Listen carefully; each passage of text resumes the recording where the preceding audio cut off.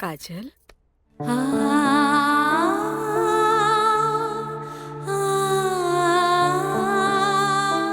अरे इतना रोवे की कोनो जरूरत नहीं खेबी। तोर बाबूजी ठीक बाड़न। अरे वो तो बुखार के कारण ब्लड प्रेशर बढ़ गई रहे। इतना परेशान मत हो, इतना परेशान मत हो। माई, हमरा से बहुत बड़का गलती हो गई। हम एक्सकर्शन में ना गए रहे,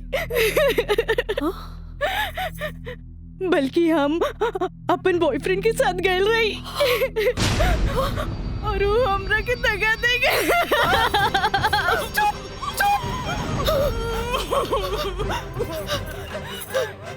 सच सच बता, सच सच बता, का भाई तू ठीक तो बाड़ी ना? तू ठीक तो बाड़ी ना? हम ठीक तो ना बानी माई। माई, तू हमरा के एक वचन दे कि तू हमरा से दोबारा कुछ ना पूछबे। जो भाई बहुत गलत भाई, बाकी हम अपने आप के ठीक कर ले माई, अपने आप। काजल,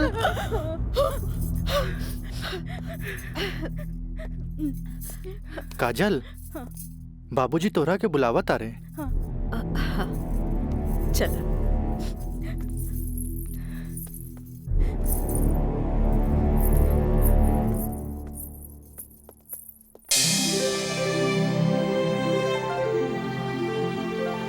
देखो छात्रों, विवाह के लिए किसी स्त्री को विवश करना, व्यभिचारित करना या उत्प्रेरित करना सेक्शन 366 के मातहत आता है।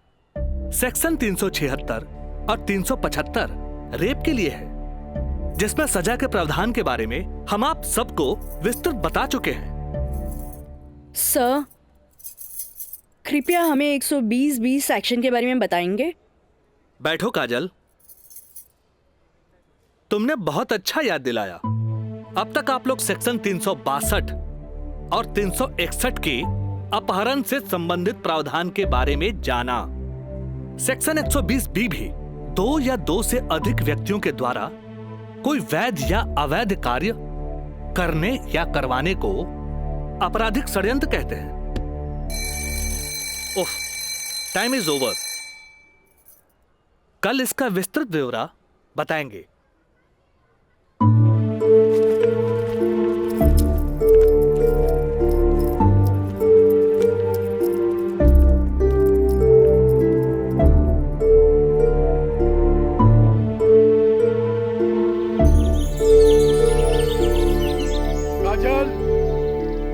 काजल, काजल, काजल। जी पापा। ये हम का सुन रहा बानी? तू 2 दिन से कॉलेज नहीं खेलू, आगे पढ़े लिखे का इरादा नहीं खेका। तू अच्छी तरह से जाने लू के खानदान में ग्रेजुएट से कम पढ़ल लिखल के अनपढ़ गिनल जाला। और तू तो अभी तक ले कॉलेज का मुंह ना देखेलू, खाली एडमिशन भाईला। अरे हम कुछ पूछा था ही, हमरे बात का जवाब दो।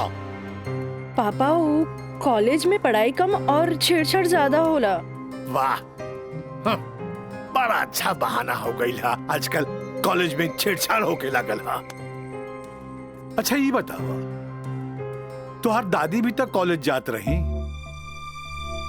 वो घड़ी इक्का दुक्का लड़की सब भी कॉलेज जात रही।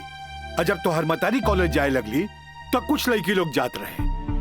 वो घड़ी भी तो लड़कन सब छेड़खानी करत रहे। और आजकल तो कॉलेज में आधे आध लड़कियां सब हो गई, तो तोरा के छेड़खानी के बहाना हो गई। कान खोल के सुन ल काजल, हमरा घर में पढ़ाई लिखाई खातिर कोनो बहाना ना चली, बुझलू? काल से तू कॉलेज जाइबू तो कॉलेज जाइबू, समझ लू कि ना? का समझ लू? ठीक बा, ये कि काल से हम कॉलेज जाए। गुड, ठीक है।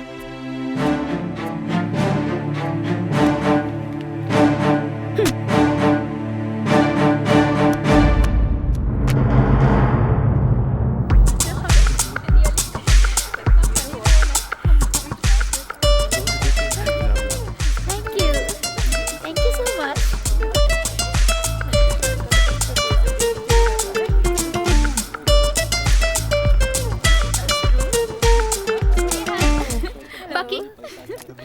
बात है। आज रोज डे के मौका पे पूजा तोहर हाथ में 5 गो गुलाब बा, जेमे की 3 गो पीला और 2 गो लाल बा।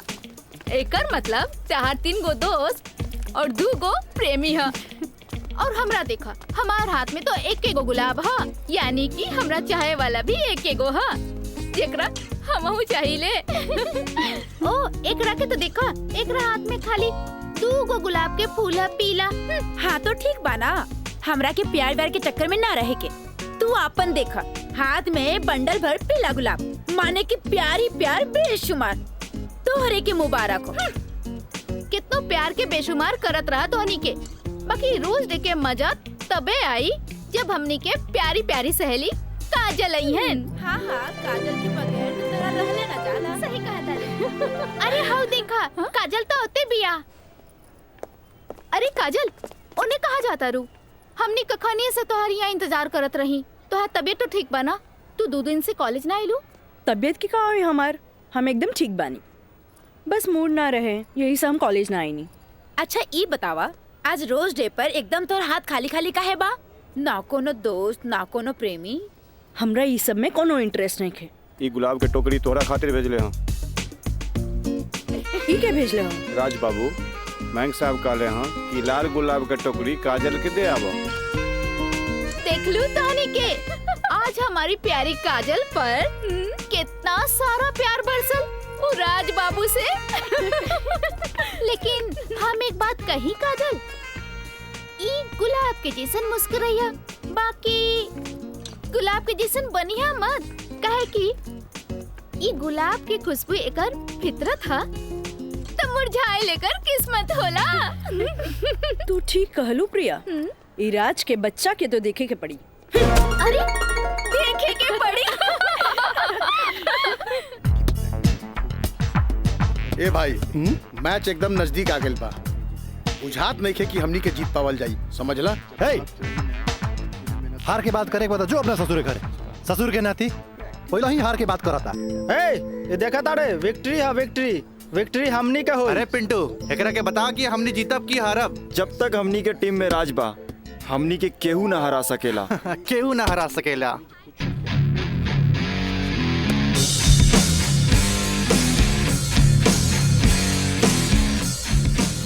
मयंक, हाँ राज, जीत केकर होई? जीत तो हार हुई और के कर हुई। जीत सिर्फ फुटबॉल में ही ना, प्यार में भी हुई। एक से एक टुकड़ा गुलाब का फूल भिजवा देनी है, लेकिन यार गुलाब बहुत महंगा हो गई बा। अरे 500 रुपया हमारे पॉकेट से लग गई है। समझ गई नहीं तोर नौटंकी। ई ले 1000। पीछे से आवत भी तोहर प्यार और हम चन्नी बाजार। हेलो काजल। हाय, एक सेकंड। चलो लोगिन फैन, मैदाने में अब देखल जाई। हाँ हाँ चला चला। राज, तोहरा हम कैसन लड़की दिखत बानी? शरीफ, अच्छी लड़की। गलत, तोहरा जैसन लड़का खातिर हम एक बहुत ही बदमाश लड़की बानी। अच्छा ई बतावा, टोकरी भर फूल भेजे के का मतलब रहे? मतलब ई की दोस्ती और ई प्यार के फूल है, एकरा मुरझाए मत दिया। ए काजल, अपना दिल में हमेशा दोस्ती और ई प्यार ला जगह बनैले रहिया। ई जन्नत में बनेला, एक एक वो बिखरे मत दिया। रिश्ता जन्नत में बनेला, बिखरे मत दिया। देखा राज, अब तक हम तोहार हर छेड़खानी के नजरअंदाज करत रही, लेकिन अब टोकरी भर गुलाब के फूल भेज के अपन अमेरिकी दोस्त जमावे लगला। तोहरा पता नहीं कि हमार बाबूजी कोर्ट में पेशकार बाड़े और उनकर वास्ता रात दिन गुंडा मवाली और पुलिस से होत रहेला, और ई भी जानला वो गुस्सेल भी जरूरत से ज्यादा बाड़े। वो तो हम तारा के देखते बुझ गल नहीं है। वो थोड़ा सा हम तारा प्यार मोहब्बत का दिखा देनी, तू तो हमरा के गुंडा मवाली के लाइने में खड़ा कर देलू। देखा, हमरा ना चाहिए ऐसन प्यार व्यार जेकरा खातिर हम अपन सहेली के बीच में मजाक बन जाई। बड़ा खिसियाइल बिया, पट्टे वाला तो नइखे बुझात, पर हमरा भी तो उहे के पटावे में मजा आवेला जो ना पटे वाला होखे। पेशकार साहब। अरे मिथिलेश, बैठा बैठा। Thank you. पेशकार साहब, हाईली फाइल अगला हफ्ता के हर केस की तारीख पूरा ब्यौरा के साथ तैयार कर देनी है। भाई वाह, एगो साइंस के स्टूडेंट होके तू सिविल कोर्ट ज्वाइन किया, हमार फाइलो तैयार कर देला जी। मिथिलेश, जब से तू यहाँ पर ज्वाइन कैला हमार कुल काम आसान हो गया। एगो बात कहीं सर, रउआ अखिलेश आ हम मिथिलेश, राउर काम के तो डंका बजिए रहल बा। अब हमरो तो कुछ सेवा करे दी। जानी ले, एमे हमरे फायदा बा। एगो क्लर्क होके हमरा फ्री में पेशकार के अनुभव मिल रहल बा। आज ही फाइल तैयार करे में तो तोहरा पूरा दिन लग गेल होई। चला कोनो बात ना, यहाँ से सीधे घर चले के आ खूब बढ़िया नाश्ता करेंगे। आवा। पेशकार साहब, इहे हमरो कहे के रहे कि आज रउवे साथे घर चलब। अच्छा। असल में काजल के एग्जाम नजदीक बा। से उनका खातिर कुछ नोट्स तैयार कर ले बानी, जे दे भी देव। अच्छा अच्छा अच्छा, तो यही से काजल के फोन आए रहे कि आज लिट्टी चोखा बनौले बानी। मिथिलेश बाबू के भी साथे ले ले आई है। ठीक बा, चला चली।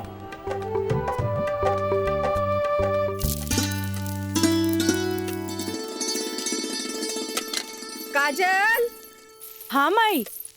बेटा तनी है बैगनवा देख तो।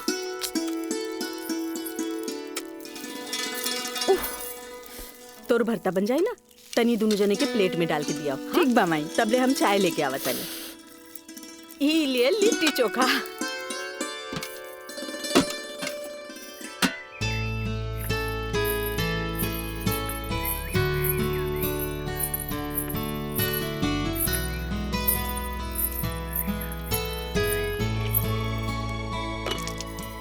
का काजल, कैसन बारू? हम ठीक बानी।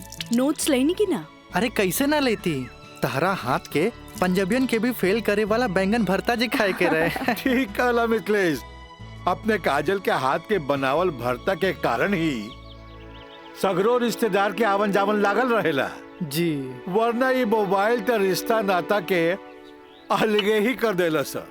जी बिल्कुल सही कहनी। काजल, हाई ला अपन नोट्स।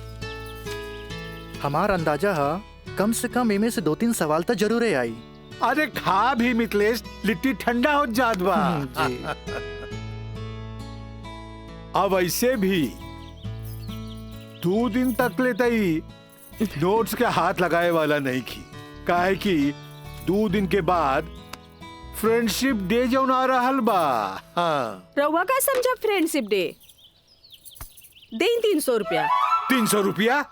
अरे काजल के फ्रेंडशिप बैंड खरीदे के बा। है, और चढ़ाओ अपना बेटी के माथा पर। है फ्रेंडशिप डे, काहे ना कोनो मजिस्ट्रेट से ब्याह कर ले लो। अरे करम में तो पेशकार लिखल रहे, तका करती है? काम आई। हमार बाबूजी की कम समझे लो, मजिस्ट्रेट तो आइला जाइला, बाकी हमार बाबूजी की तो सारा जिला जवार जानेला। का मिथिलेश बाबू? हाँ हाँ बिल्कुल ठीक कह लो। ये दोस्ती हम नहीं तोड़ेंगे, तोड़ेंगे दम मगर तेरा साथ ना छोड़ेंगे।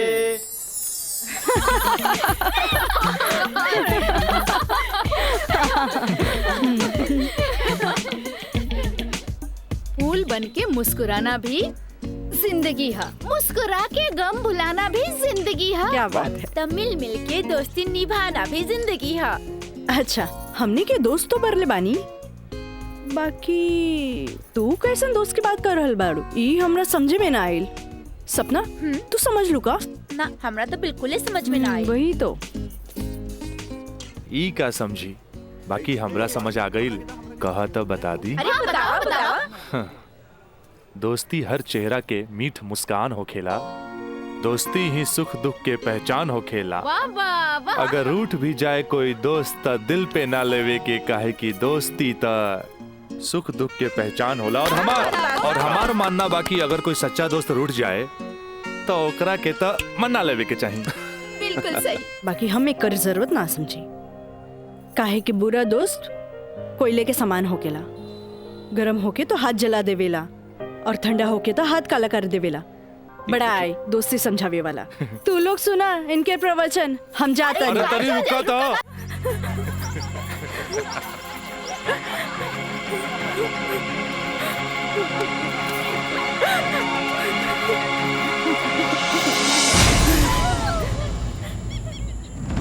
ये काजल, तोरा परेशान होके के जरूरत नहीं खे। खबर भेजवैनी हा, राज आपते हुई। मे आई कमिंग सर? यस, कम इन। का बात बस सर, आप हमके बोले नहीं हो? हाँ, ई का सुनतानी हम हो, तोरा जैसे स्टूडेंट के वजह से ही कॉलेज के बदनामी हो जाला। को एजुकेशन के मतलब ही ना हा कि कॉलेज में कोई लड़का लड़की के छेड़खानी करे।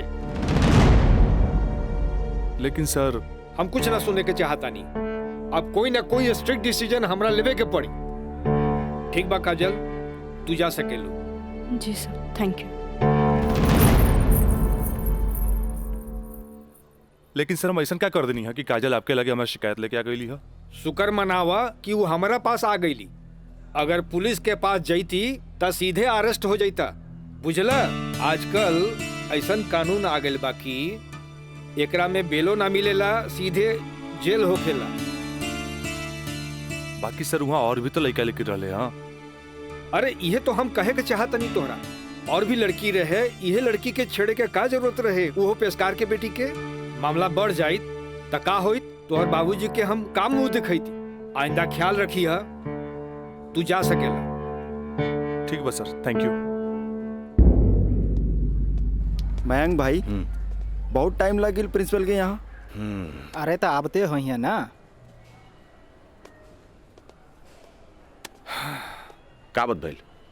बड़ा टाइम लागत है। कहत रहले हाँ, ऐसन के काहे पटावेला जौन शिकायत लेके आवे, ऐसन के पटावा जौन शिकायत ना करे। तो प्रिंसिपल साहब गलत का कहत बड़ा? पता ना काजल में का देख लेले बड़ा कि वही के पीछे भागा जात बड़ा। तोहनी के ना बुझाई, हमरा ओकरे पटावे में मजा आवेला जौना के पटावल मुश्किल बा।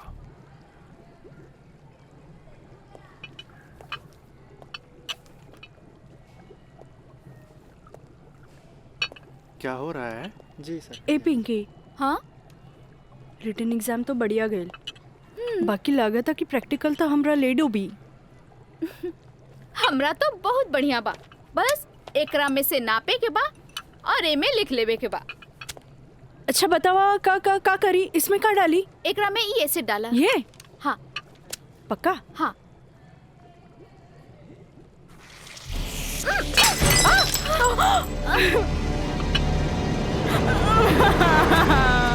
अरे काजल! काजल, where are you going? What happened?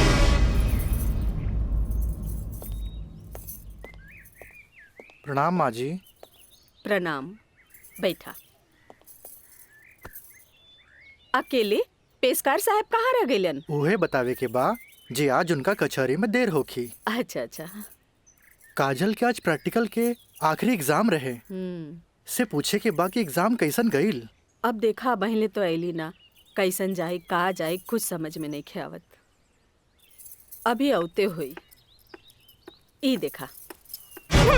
अरे का? अरे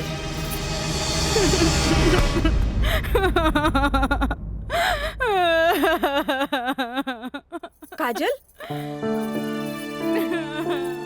काजल, ए काजल, का भइल? अरे हमनी के अनदेखी करके यहाँ के रोवे लगलू। अरे का भइल? परीक्षा तो ठीक से गई ना? अरे बोल। प्रैक्टिकल खराब हो गए, एन वक्त में टेस्ट बुक टूट गए। हम फेल हो जाए भाई, हम फेल हो जाए। अरे का काजल, तू तो बड़ा जल्दी निराश हो जाई।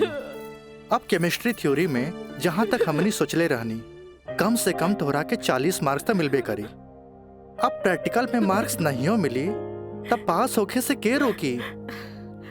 बाकी मिथिलेश बाबू, हम तो प्रैक्टिकल में छोड़ के आ गए नहीं।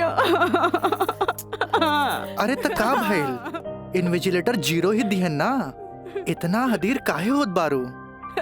हाँ, एग्जामिनर अगर एकरा के इशू बना ले, अब माइनस मार्किंग करें, तब बे फेल होए के बात हो सकेला। अरे तो रो रो के हल्कान भैला से कपास हो जेबू। ई देखा था, जा मुँह धो, भगवान सब ठीक करिए। जा का ठीक करिए। अरे अब कहा होई कुछ समझ में नहीं क्या, कुछ ना बुझाता हमरा के।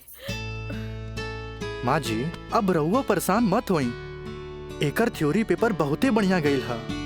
अरे तो तुहार गाइडेंस रहे तबे ना। अरे साइंस के स्टूडेंट रही त गाइड कर देनी, एमे का।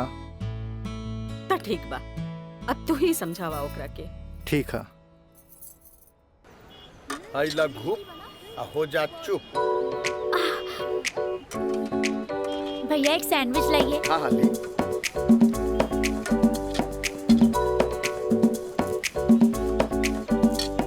मुझे भी तो दो। और तीखा बा। भैया जल्दी से दो ना। मुझे भी। लेकिन छोला थोड़ा ठंडा हो गया है ना? अच्छा बा, ठीक बा। भैया रायदा, अब हमरा के चाहिए बस। अरे खाना यार। कहे अभी से एग्जाम में फेल हो गए लुका? हाँ कहे चिंता में बड़ू हो? हाँ चिंता ना रही का, तोरा नहीं के। Excuse me girls. काजल, तू तो बुझाता कि अभी लेके हमरा से नाराज बाड़ू। अरे नाराज तो हम हो रही तारा से, पर हमरा हमार दादाजी के सिखावल एगो बात याद आ गई। कोई भले ही बोए तोहरा ला काटा, तू बोए ओकरा ला फूल। देखा काजल, तू तो प्रिंसिपल साहब से जाके हमार शिकायत कर देलू, पर हमरा हमार दादाजी के सिखावल उ बात याद आ गई। भाई तो उनकर पोते नू, हम जकरा चाही लेनू ओकर पूरा ख्याल रखीले, है ना? देखा है ने, और ये बात के पता तोरा बड़ा जल्दी लग जाई, बुझाइल? गर्ल्स, आप लोग के रिजल्ट आ चुकल बा। अच्छा। और ये क्लासरूम में आप लोग का रिपोर्ट कार्ड बांट रहल बा। जाई चल चला जल्दी चला। अरे जल्दी चला चल। ए काजल, कांग्रेचुलेशन, आपके केमिस्ट्री के प्रैक्टिकल में 20 में 20 मार्क्स मिलल है। Mister Raj, for your kind information, हम केमिस्ट्री प्रैक्टिकल एग्जाम ही छोड़ देनी है। ऐसे अपन कांग्रेचुलेशन अपने पास रखी।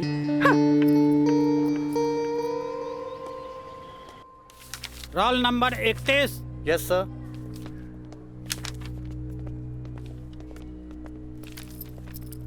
Roll number 32। Thank you sir.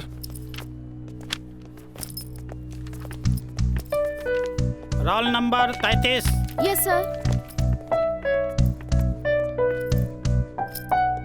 Roll number 34। Yes sir. Roll number 35।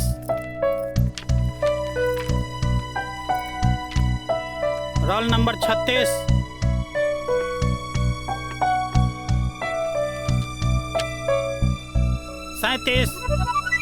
Roll number 38।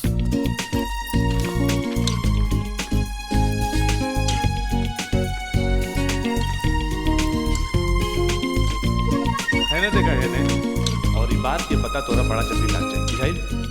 ए पिंकी पूजा, हाँ का ई देख ना, हमरा के सच में केमिस्ट्री प्रैक्टिकल में 20 में से 20 मिलल। ई जरूर राज के कारनामा है। काहे कि ये इन्विजिलेटर शर्मा जी ओकर बंगले पे तो ठहरल रहलन। ओह हाय मैं मर जावा। अगर तोहरा जगह पे हम रहती ना तो राजा के तो रानी बन जाती। जा बन जा। तारा के देख के ना एगो बात याद आ गई। इया कहे धिया धिया, धिया कहे चिया चिया। एक हुआ जौन तहरा पे जान छिड़केला, और एगो तू हा जौन एकरा के ठेंगा दिखावत हिया। अच्छा चला चला, हम तो परीक्षा में पास हो गए नी, ये हमरा खातिर बहुत बड़ा बात बा। पापा देखिए तो बहुत खुश हो जाइए हैं। हाँ चला चला चला।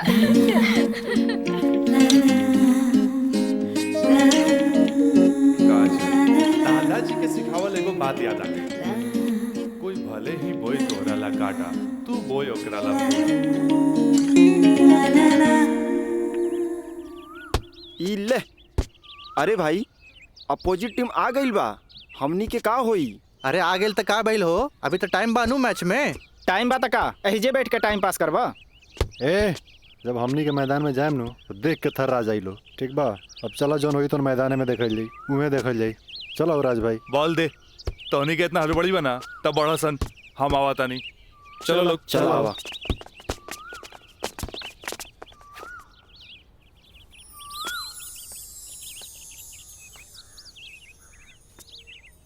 सुनो,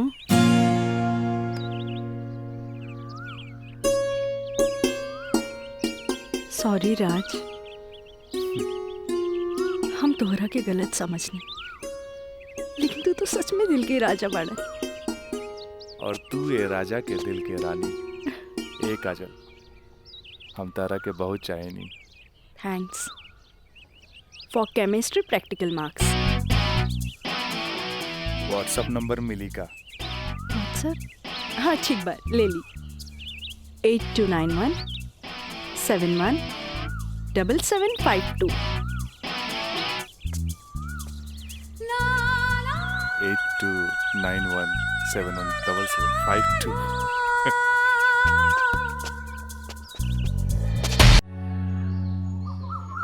अच्छा ये बताओ यार कि तो हम लोग का प्यार, मतलब हाँ प्यार कब से चला था?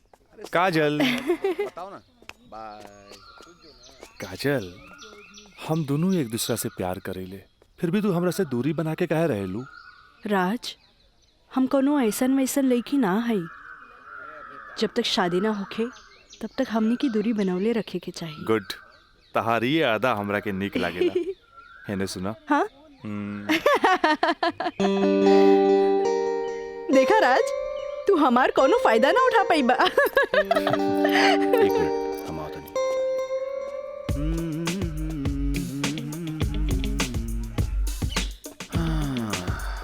राज यार एगो बात बताई। काजल अब यार हमरा के भी अच्छा लगेगा यार। हम एगो बात बताई। तू हंसुआ के बिया में खुरपी नियन गीत मत गो। वो तोर भाभी लागी। का लागी? भाभी। चल।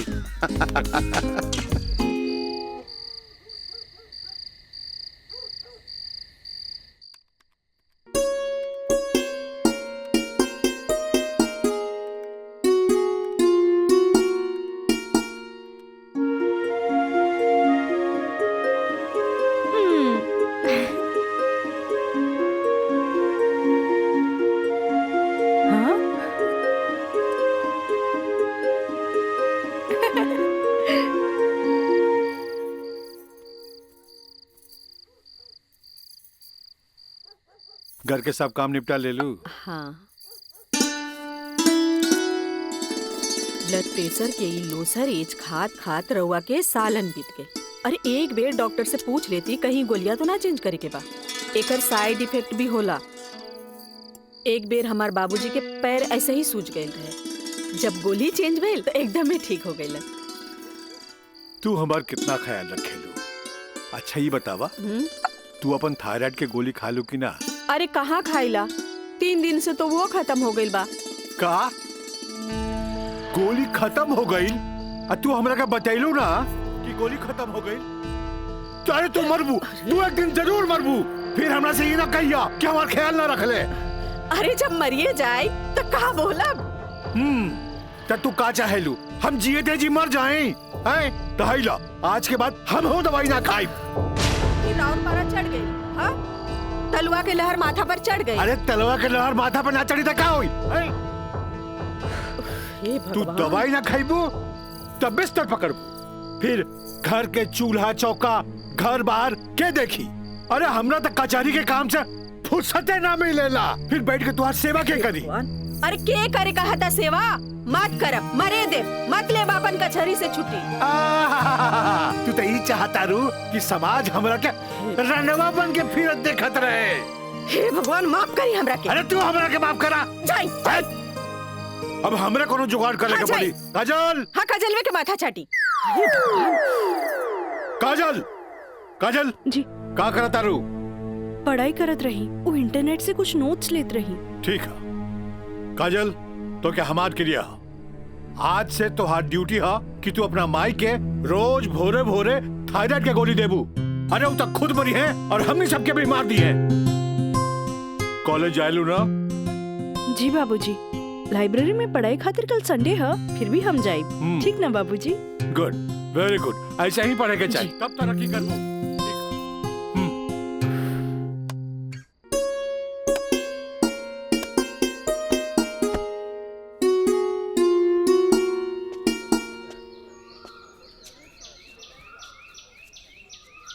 काजल।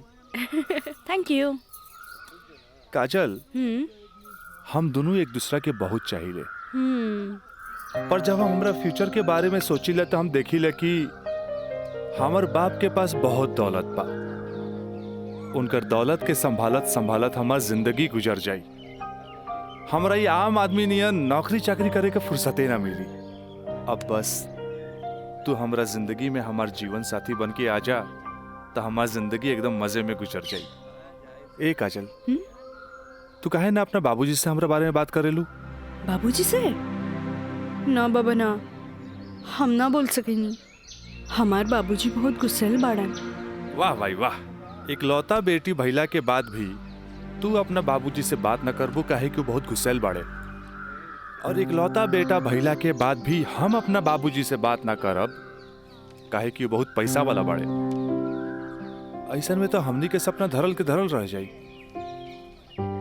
काजल, काहे ना हमनी के भाग के शादी कर ले जाओ? बिना बतैले भाग के शादी कैसे कर सकेनी? हाँ काजल, हफ्ता भर के तो बात रही। हमनी के भाग के कहीं भी शादी कर लेल जाए और ओकरा बाद अपना अपना बाबूजी के बता देहल जाई। सोचत का बाड़ू, तारा से ऊंच कूल और धनाट घर के हई। जब तू अपना बाबूजी के बतैबू नु तो ना कर पाई है। और हमहू जब हमरा बाप के बताएब कि हम भाग के शादी कर ले बानी, तो नाहियो चाहते हुए भी तारा के अपना बहू के रूप में अपना ली है। ए काजल, हम तारा बिना एक पल भी ना जी सकीले। ठीक बा, हम कोशिश करो। इनु भइल बात। अब छोड़ा हम बाय।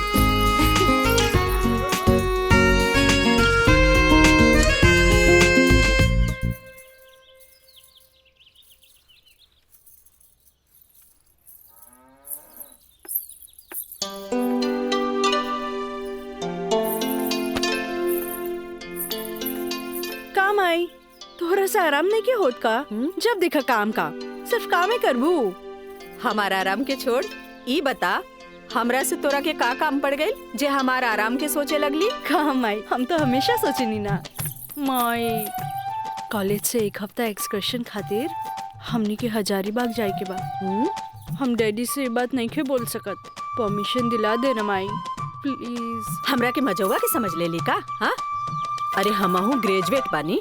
ई होली में तोरा के कौन कॉलेज लेके जाता? होली तो मार्च में पड़ी, अभी तो फरवरी चल रहा बा। एक हफ्ता की तो बात बा माई, प्लीज माई प्लीज। अच्छा, तोर बाबूजी आज ऑफिस नहीं खे गइलन, मिथिलेश के संगे बैठल बाड़े। कौनो शादी में जाए के बा, चल कोशिश करत आनी। Thank you Mai, thank you.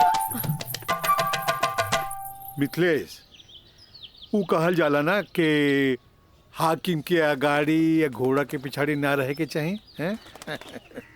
Magistrate साहब के इकलौती बेटी के बियाह, यही से हम खुद चलता नहीं तो हम न्योता तोहरे हाथे भिजवा देती। अरे रउआ चलती तो उनको भी खुशी होत। हाँ, लेकिन ई का कहतिया? का कहतिया? अरे कॉलेज टूर पे एक हफ्ता खातिर हजारीबाग जाए चाहतिया। ये एजुकेशनल टूर आके पिकनिक? एजुकेशनल टूर बोली ना। ये तो निम्मन बात हो सर। स्टूडेंट्स के बाहरी दुनिया देखल उतने जरूरी है जितना विषय के ज्ञान। ठीक है, एजुकेशनल टूर है तो मैं अलाउ करता नहीं, बाकी नो मटर गस्ती, ओनली पढ़ाई। जी पापा। ये बतावा, ये सब में कितना खर्चा आई? 2-3 हजार पापा। तू हमारे से 5,000 ले ला, ठीक है? थैंक यू पापा। चला हो, तू हमरा के दिखावा कि वो न्योता के कागज तैयारी कर ले बाड़ू। चलो मिथिलेश, हम आवत हैं, बैठो। जी सर जी। Thank you so much Mithilesh बाबू, अगर रउआ ना बोलती तो ये हरगिज ना मानतन। अरे वो तो हम तुहार मुंह देख के साथ दे देनी। जा मजा करा। कैसन लागल? वाह, सो ब्यूटीफुल। ये कहाँ लेके आ गई ला? पहले चला था तब ना पता लगी। उतरा। अरे स्टैंडवा कहाँ चल गई?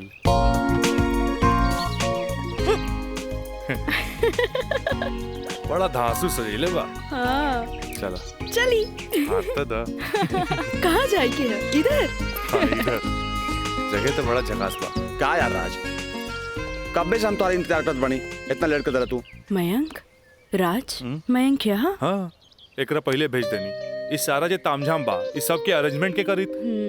यार तो हम लोग का शादी खातिर एक विद्वान पंडित से बात कर ले बानी, और देखा तो के आराम खातिर यहाँ सारा साधन सुविधा मौजूद बा। और हाँ, हनीमून खातिर स्वीट रूम भी बुक कर ले बानी। और देखा अब हम निकलता नहीं, कहे कि हमारा के मंदिर जाके बा, और मंदिर जाके पूरा शादी का सामग्री लेके आके बा। बाप रे, इतना सब तैयारी। अरे शादी की करबा, हमार दोस्त राज का शादी बा। गलत बात। शादी होता हमार सपना के शहजादी काजल के राज के साथ। अच्छा देखा यार, जो तो पैसा दे रहा ना, सब पैसा खत्म हो गए कुल ताम झाम में। ऐसा करा कि तू 25,000 रुपया और दे दा, काहे कि बहुत सारा काम बाकी बाबी। पैसा के कौन बात भाई, ई ले।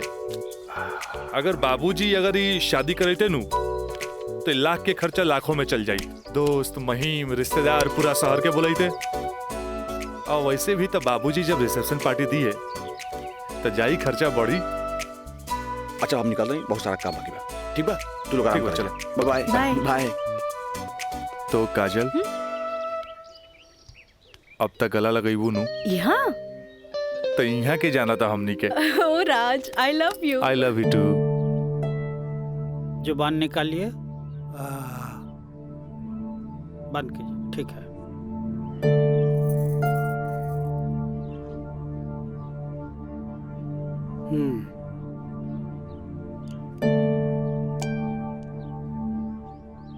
सांस लीजिए और जोर से।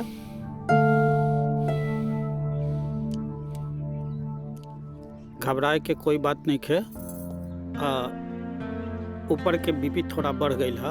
अच्छा। से लागता कि काम के प्रेशर ज्यादा बा। जी नया मजिस्ट्रेट आइले हाँ, से कुछ ज्यादा ही फाइल इनके हवाले कर देले हाँ।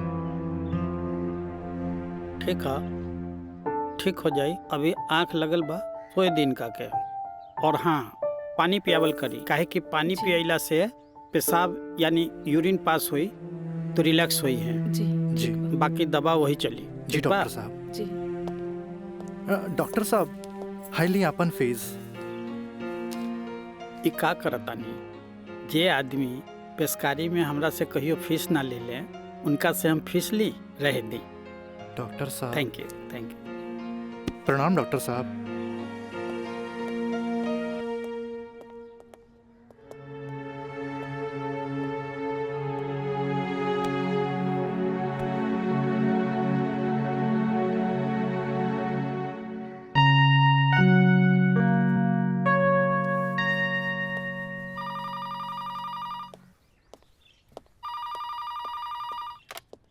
हेलो, हम काजल बोले तानी।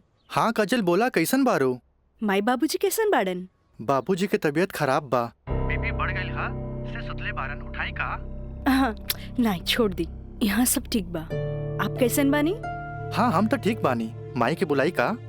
ना, रहे दी, आके हम सरप्राइज दे। Okay bye. Okay bye. केकर फोन रहे? काजल के।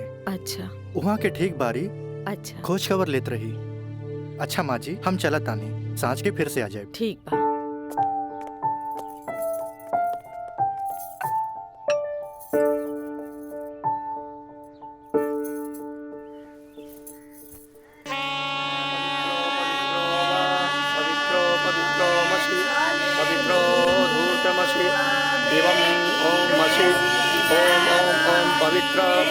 पवित्राः केशवाय माधवाय सर्वेश्वराय अपितृ स्वाहा तत्पुरुषाय स्वाहा। ओम नमः स्वदन्ताय सहस्राक्षाय सहस्रपदे पूर्वशे पवित्रमशे सर्व ऊर्ध्वमशे चन्द्रमशे बुधाय ओम पवित्रो वा अवित्राय नमः सावित्रे नमः पवित्रे नमः सत्पुरुषाय सर्वेश्वराय नमः ऊर्ध्वमस्ते पवित्रमस्ते सर्वमस्ते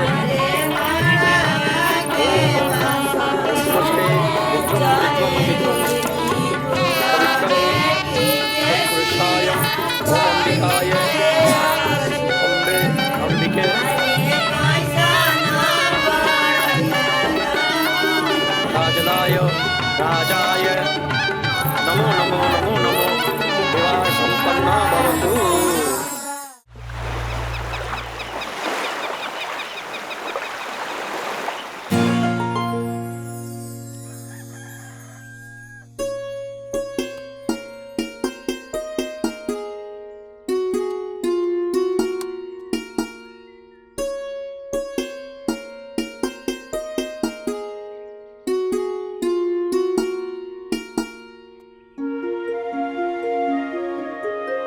काजल काजल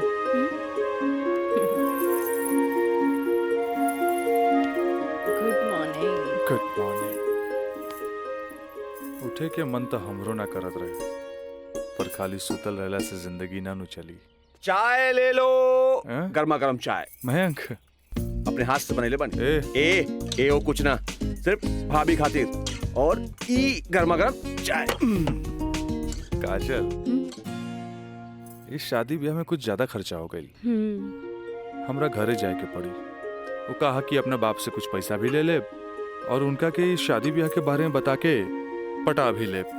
आखिर तेहरा के ले जाके उनका आशीर्वाद भी तो दिलावे के बा। लेकिन तबले हम कहाँ रहब? अरे यहाँ रहबू, तहारी देवर बानू मयंक। हाँ? का मयंक भाभी का ख्याल रखबे ना? बिल्कुल बिल्कुल ख्याल रखब।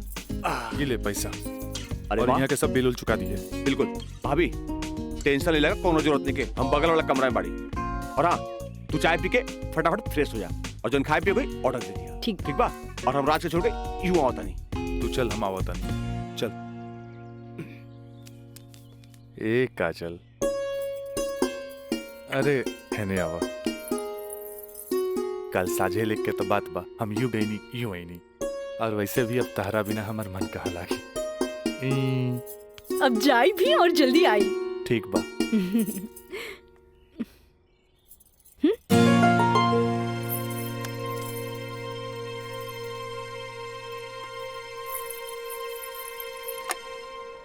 हेलो। हाँ, अरे देख रही हो कि मैं ऑफिस में हूँ, कितना काम पड़ा है, कितनी फाइलें पड़ी हैं, और तुम हो कि ये ले आइएगा वो ले आइएगा। हद कर दिया तुमने यार। मैं कम इन सर? कम इन। अखिलेश बाबू कैसन बाड़न? जी बीपी तो कंट्रोल में हा, बुखार के वजह से थोड़ा कमजोरी आ गई हा, यही से शुक्रवार तक की छुट्टी की अर्जी दे ले हा। कोनो बात नहीं के, दिन रात काम करे वाला आदमी के अरे थोड़ा बहुत आराम तो चाहिए ना। जी कह दिया ऑफिस के चिंता न करे जी, जब वो ठीक हो जावे तबे ऑफिस आवे। ला एकरा के फाइल में लगवा दे। Thank you sir.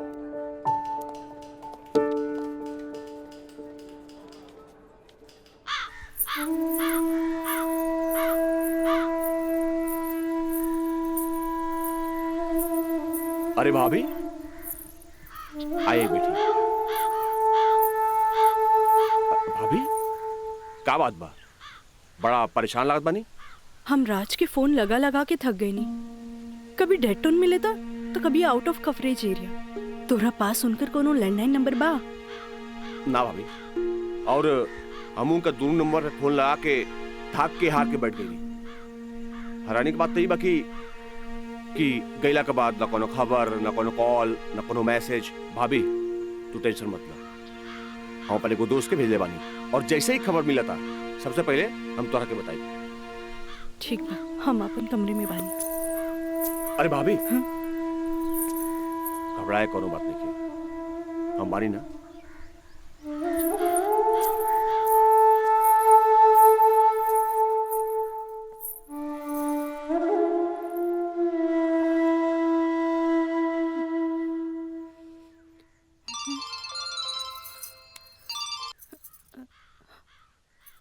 Kajal trip कैसन जा रहल बा? ट्रिप ठीक बा। का बात बा? तोहार आवाज में खनक नहीं खे? नहीं नहीं, ऐसा कोनो बात नहीं खे। हमार मतलब सब ठीक बा।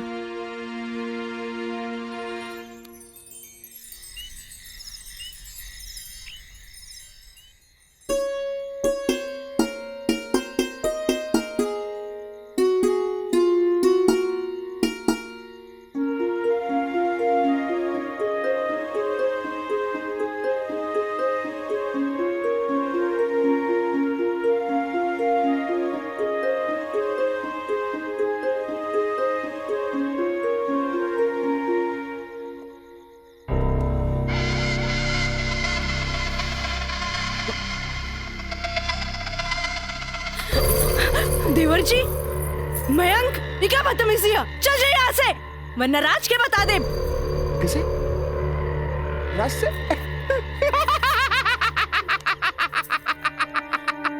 राज से?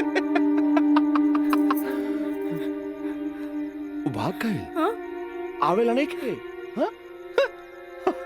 तोरा क्या पता? हाँ? ये भी कुछ हो रहा बना? सब ओकरे प्लान के तहत हो रहा बा। वो तो तोरा के भोग के और भौरा जैसन चूस के भाग गए। काजल, पता बा, जब तो के पहला बार देख ली तो पहली नजर में हमके पसंद आ गई। हम तो के दिल से चाहे लगी। काजल, आज दिल से चाहे लगी। तुझे कहा तारा कौन सच बा? सच ना, 16 आना सच बा। ये बात हम तुझे बहुत पहले बता दी थी, लेकिन क्या करी, ये मेरी हमार मुंह बन के तरस। देखा, तू गरीब, हम गरीब, हम तो क्या अपने काजल? हाँ, हमसे ब्याह कर ला, हम तो क्या बने? हम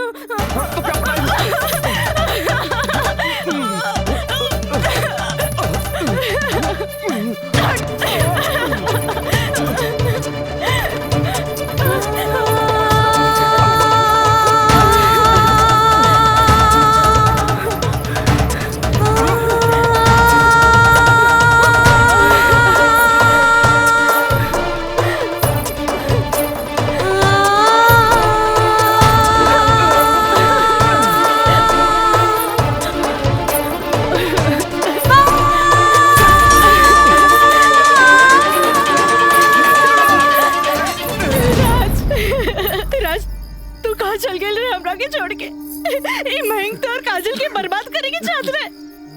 तू बोलत काहे नहीं कि राज बोली ना।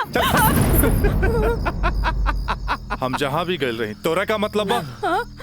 और ये मयंक वैसे भी तोरा सारा के सारा सच्चाई बता देले होई। ये हमार बदला है काजल, बदला। प्रिंसिपल से शिकायत करके ते हमरा के पुलिस और कानून के धमकी त दिला देले रहलिस, पर अब ब्याहता बन के सुहागरात बनेले बाड़ी। एकरा के छेड़खानी और रेप के नाम द नानू दे सकेली। भाभी देख ले लू, हम कितना गला फाड़ के चिल्लाता ली, गला फाड़ के चिल्लाता ली। भाभी हमसे ब्याह कर ला, हम तो जिंदगी भर साथ निभाई, लेकिन ना तोहार तो खोपड़िया में औते ना रहल। देख ला, ठीक है, तो कहत आई। हाँ? एक काजल, तू मयंक से ब्याह कर ले। ऐसे भी एकरा हमार जूठन खाए की आदत बा। तू अब बस हमारे को जूठन बारू, जूठन।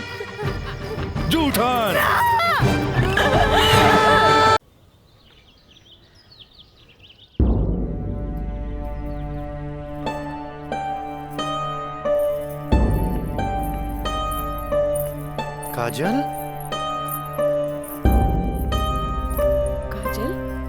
कहाँ भइल मई बाबूजी के? अरे ये ठीक बाड़न, दवाई खा के सुतल बाड़न। रुका, हम उठा देता नहीं। ना मैं रह दे, आराम करी दे।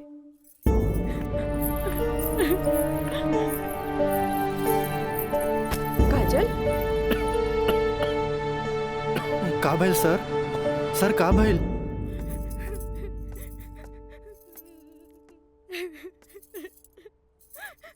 काजल,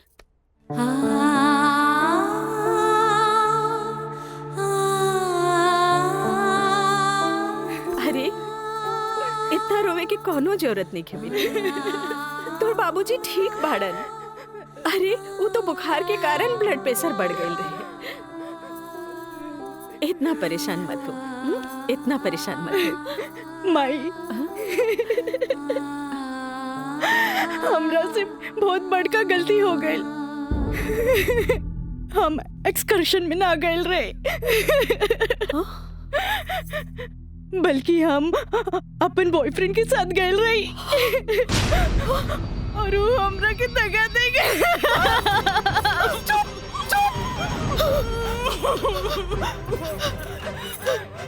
सच सच बता, सच सच बता, का भाई तू ठीक तो बाड़ी ना? तू ठीक तो बाड़ी ना? हम ठीक तो ना बानी माई। माई तू हमरा के एक वचन दे कि तू हमरा से दोबारा कुछ ना पूछबे। जो भाई बहुत गलत भाई, बाकी हम अपने आप के ठीक कर ले माई, अपने आप। काजल,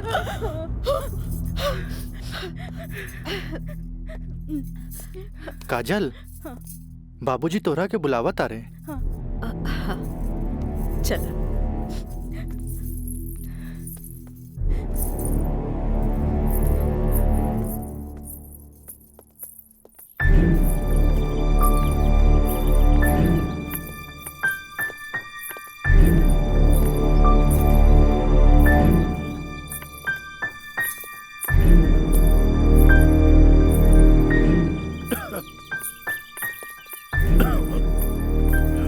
प्रणाम बाबूजी।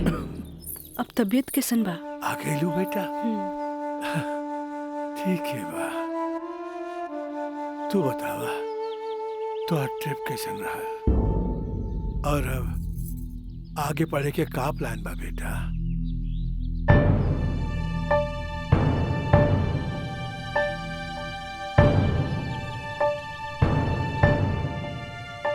बतैलू ना बेटा? पापा हम वो साइंस ना पढ़ के लॉ पढ़े के चाहता नहीं। तो ओकरा में का बात है बेटा? विषय कोनो खराब ना होखेला, पर जरूरत है तो ओकरा में अच्छा करे के। अगर तू लॉ ज्वाइन करे के चाहता रहो तो लॉ ज्वाइन कर ला।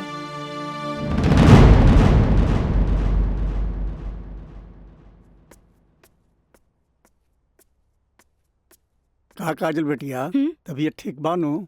क्लास कब के खत्म हो गई? तू बैठल वारू बंद करे के रहे। हाँ काका, रूम लॉक कर दी। हम तो बस ऐसे ही बैठ गए रही। अच्छा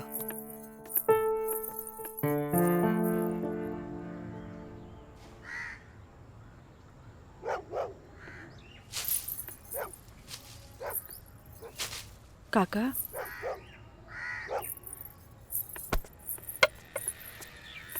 अरे बिटिया तू फिर आ गेलू? अरे हम कई साल से देख रहल बानी कि हर 3-4 महीना पर तू आ जालू। पर बिटिया राजा तोहरा से नइखे मिले चाहता। वो बड़ लोग हवन, उनकर जिंदगी में तारा जैसी लड़की की कीमत चाय के कुर्बा के बराबर हा, जे पी के फेंक देवला। काका तोहरा का लागता कि हम को फिकल कुर्बा है? नहीं बिटिया नहीं, ऐसे बात नहीं की। जे हम देखिला से बताइनी बिटिया, हम उनकर घर के नमक खैले बानी। फिर भी जब जब तू आयलू हम उनका बताइनी, पर राजा बाबू है कि एक कान से सुने ना और चल जालन। पर बिटिया हम वहां के नौकर हैं, फिर भी अगर हम तारा काम आ जाई ना तो हम अपना के बहुत खुश नसीब समझब। काहे कि तू जब जब आवे लुनू हमारा देखल नहीं जाला बिटिया। काका अब की बार उनसे कह दिया कि काजल आखिरी बार आयल रहे, एगो घड़ा रहे जेकर पानी ऊपर तक भर गई।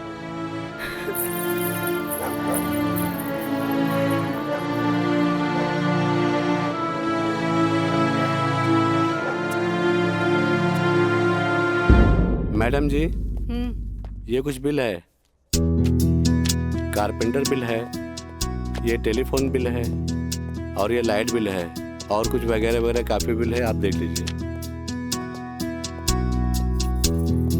माँ, ये मैनेजर साहब तारा के महीना भर के बिल और खर्चा के हिसाब दे देले।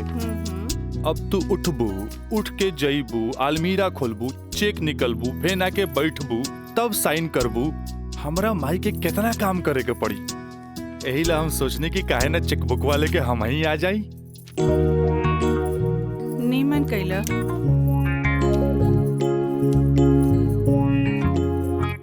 अच्छा, तो तू एम्मा अपन 50,000 का चेक पहले से भर ले बाड़ा। तभी तो हम समझे कि माई के इतना मस्का काहे के। माई, अब तू ही बताओ कि इतना अमीर बाप के लड़का हई तो दोस्त महीन के टाइम टू टाइम पे पार्टी तो देहे के पड़ी ना। देव तो हमरा बाप के ना कट जाए की ना। का मैंने सब बिल्कुल राजा बाबू। जी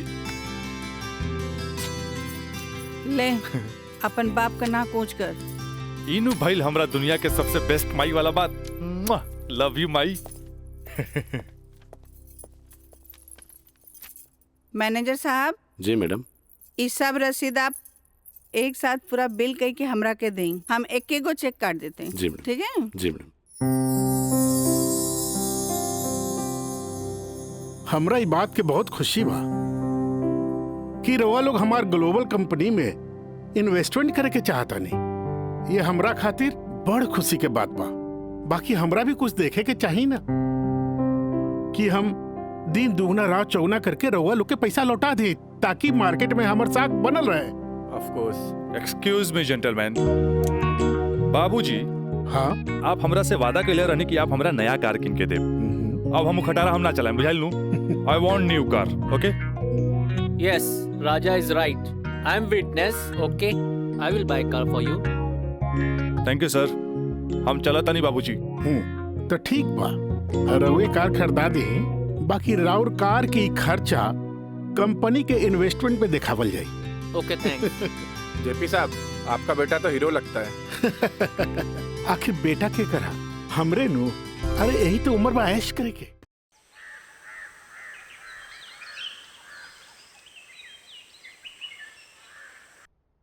काजल जी। तारा के देख के हमें 4 साल पहले का काजल याद आवतिया। याद है तारा के? मिथिलेश के साथ डरत डरत तू हमरे चेम्बर में आ ललू लॉ कॉलेज में एडमिशन खातिर हैं? ई कानून के पढ़ाई कैसे एगो लड़की के बहादुर और समझदार बना देवेला। काजल, हम चाहता नहीं कि पहला केस तू खुद अपने लड़ा। कैसन रहे? लेकिन सर। तू घबरा मत, हम तारा बारे में केहू से कुछ न कहनी है। देखा, ये वकील लोग अपने क्लाइंट का सिक्रेसी अपने साथे चिता में ले जालन। बैठा। हाँ, तो केस ये है कि मुवक्किल एक गरीब लड़की है जेकरा के शादी का झांसा दे के पहले भोगल गई और बाद में जूठन की तरफ फेंक दी। वो दहेज के केस न कर सकत रहे काहे कि वो गरीब रहे। रेप के केस न कर सकत रहे काहे कि वो अपने घर वाले के मुंह पर कालिक न पोते के चाहते।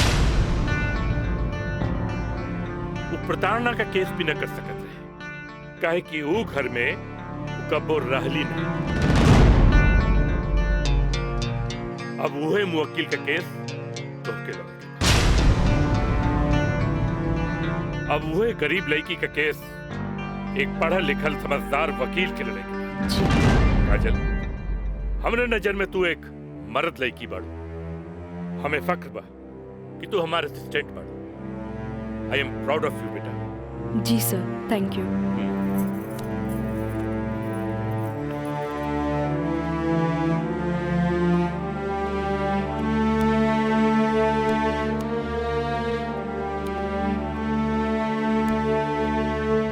बाबूजी, लड़की हर मोड़ पे डरत रहेली। अकेले होके तो सुनसान से डर, भीड़ में होके तो लोगन के डर, जब हवा उड़े तो दुपट्टा उड़े के डर, केहू घूरे तो ओकरा आग के डर, बचपन में माई बाप के डर, बड़ होके तो भाई से डर, सिर्फ डरत रहेली, तब तक डरत रहेली जब तक ओकरा जीवन साथी ना मिल जाए। और हमार जीवन साथी तो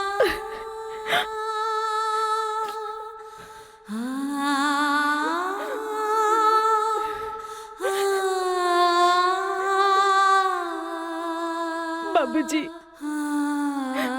आज हमार पहला केस बा, राउर आशीर्वाद चाहिए। काजल, माई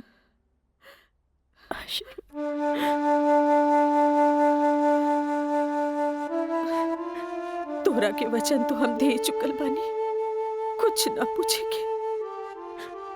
बाकी जौन काम में तू लगल बाड़ा, हमारा आशीर्वाद बा तोहरा के कामयाबी हासिल हो। चल।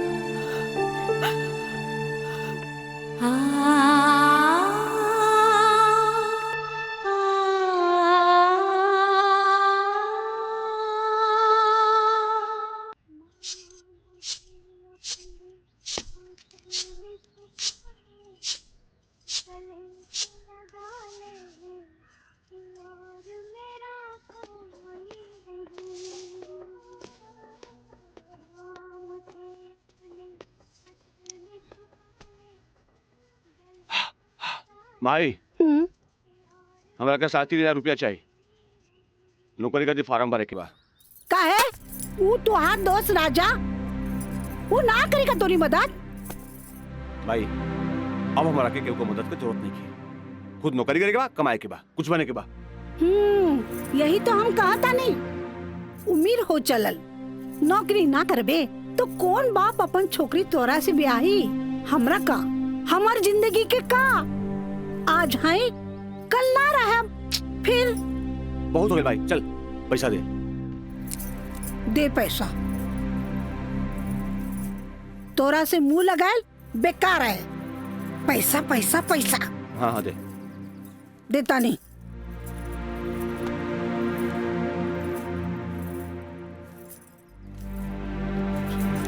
कितना? हम गिन ले ली, दे 500 और दे। ना नहीं, 500 और दे। का है? 3,500 चाहिए। देनी ना। चल अब ठीक काहे मांगता रे? चल जा, पैसा चाहिए।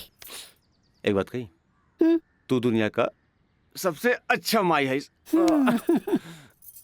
चल मैं चलता रही। मानता नहीं।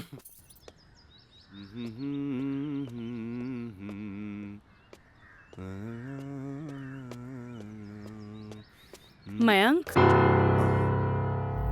काजल, तू इतना दिन बाद यहाँ? हमरा तोरा से कुछ बात करे के बा। चलो घर बैठा। यहाँ ना, चलो कॉफी डे में बैठल जाए। Coffee day? अरे सोचा मत, हम पियाई कॉफी तोरा। चलो ठीक। चलो।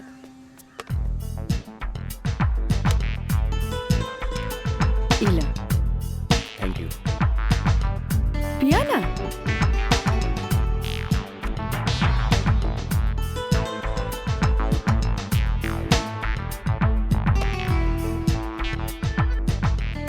काजल,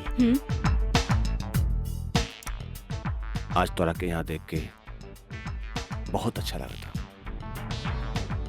और एक बार बताई,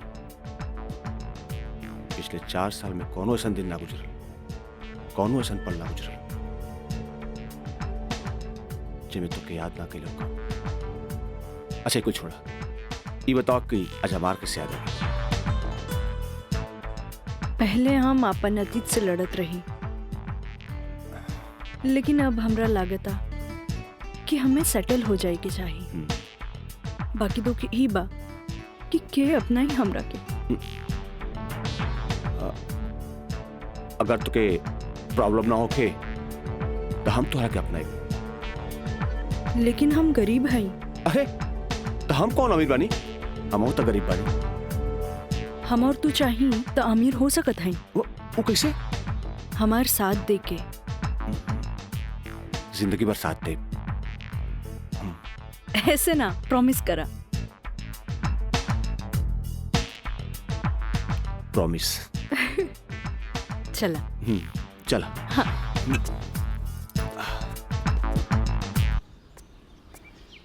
मिथिलेश जी, कोनो देर तो ना भइल? अरे ना बाबा, पहले ई बतावा भइल का? मयंक से साथ देवे की वादा ले लेनी है। अब तू अपन मिशन में कामयाब जरूर हो जाएगी। आगे देखी, लेट्स गो। सुनी, एगो बात कही, सब कुछ जनला के बाद भी आप हमें हेल्प करत हैं, ऐसे हम कबो ना भूल सके। पहले तो ना, पर अब सोचे लगनी है कि जिंदगी के हर लम्हा में आपके जरूरत पड़ी। चला अब चली, थोड़ा घरे छोड़ दी।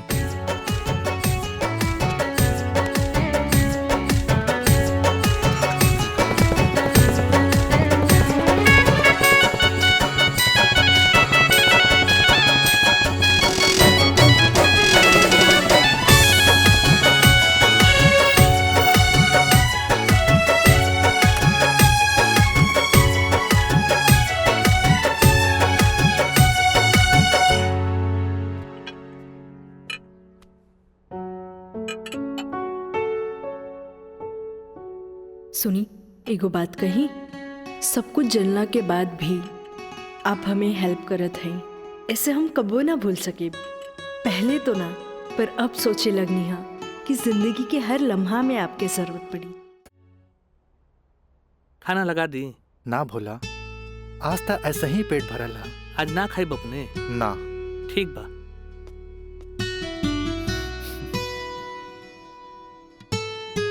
मैं पंडित देवी दत्त शर्मा। का कहनी है?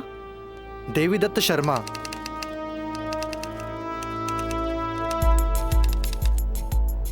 सत्रह मई के भाईल। अच्छा भैया तनी जल्दी करी, देर होता। ली। दी।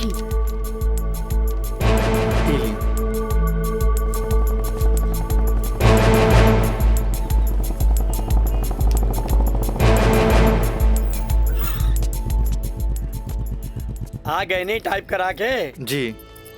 लाइन लाइन दस्तखत हम कर दी। एली।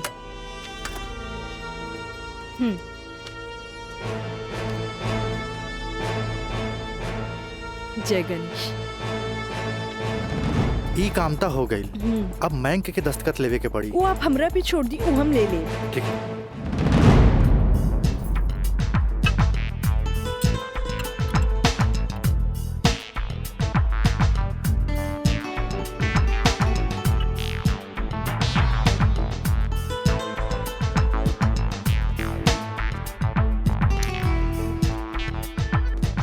हेलो। हाय।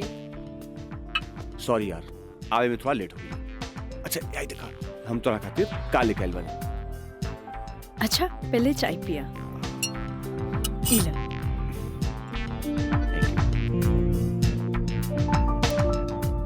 अंगूठी सोना के? हाँ। वो है इतना हल्का? मन तरह की हीरा के लेके आई थी, लेकिन का करी, पैसा का तंगी। अच्छा ई बतावा, खुशहाल जिंदगी जिए खातिर तोहरा कितना पैसा चाहिए? 20 लाख। अगर हम तोहरा पूरी 50 लाख दी तो कैसन रही? वैसे ही रही। समझ ला, अनार के आंख मिल गई। तो चला फटाफट ई पेपर पे साइन कर दा। अरे पढ़ा मत, यही से हमनी करोड़पति बन जाए। हाँ, हाँ ल। ठीक है। डॉलर भी कदम तो गिरब तो हर बहिया में ना।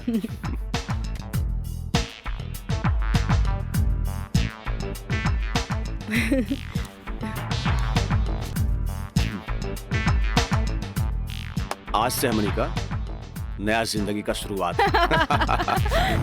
मीना, मंजू, रेखा, कस्तूरी के डांस देख के कुछ समझ में आयल? अरे सरकार के देख के बाजार बदल जाला, बाजार के देख के साहूकार बदल जाला, आ घोड़ा के देख के सवार बदल जाला, शिकारी के देख के शिकार बदल जाला। ऐसे ही मेहमानों के बदले पे सत्कार कभी बदल देवे के चाहिए। अरे पहले के जमाना कुछ और रहे कि मर्द नाजो आदा पर लुट जात रहे, लेकिन अब जमाना बदल चुकल बा। आज के जमाना के मर्द सबके कमर तोड़ नाच पसंद आवेला। जितने कमर हिलेबू और सीना झटकईबू, मर्द उतने जल्द तोहार दीवाना हो जाए। दिखाओ करके। अरे ऐसे ना, ये देखो। कस्तूरी बाई, कस्तूरी बाई। चाहे नसीब, चाहे नसीब। तक लिया। बहुत दिन बाद तशरीफ लेनी राजा बाबू। भला ऐसे भी केहू केकरो भूल जाला। आए बैठ।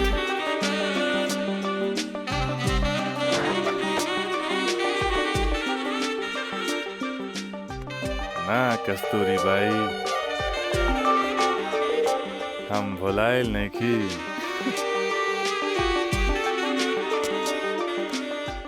वो तो बस हमार शादी होके वाला बा। ओकरे तैयारी खातिर हम अपना माई के संगे खरीदारी में बिजी रही। फुर्सत पाते तहरा लगे आ गई नहीं। अच्छा एगो बात बतावा, कौनो बेहतरीन डांसर बा हमरा बियाह में नाचे खातिर? बानो एगो नया परिंदा बा। हाँ। मंजू, राजा बाबू का उहाँ ले जा जहाँ आज निराली का प्रोग्राम होता। आई जाए।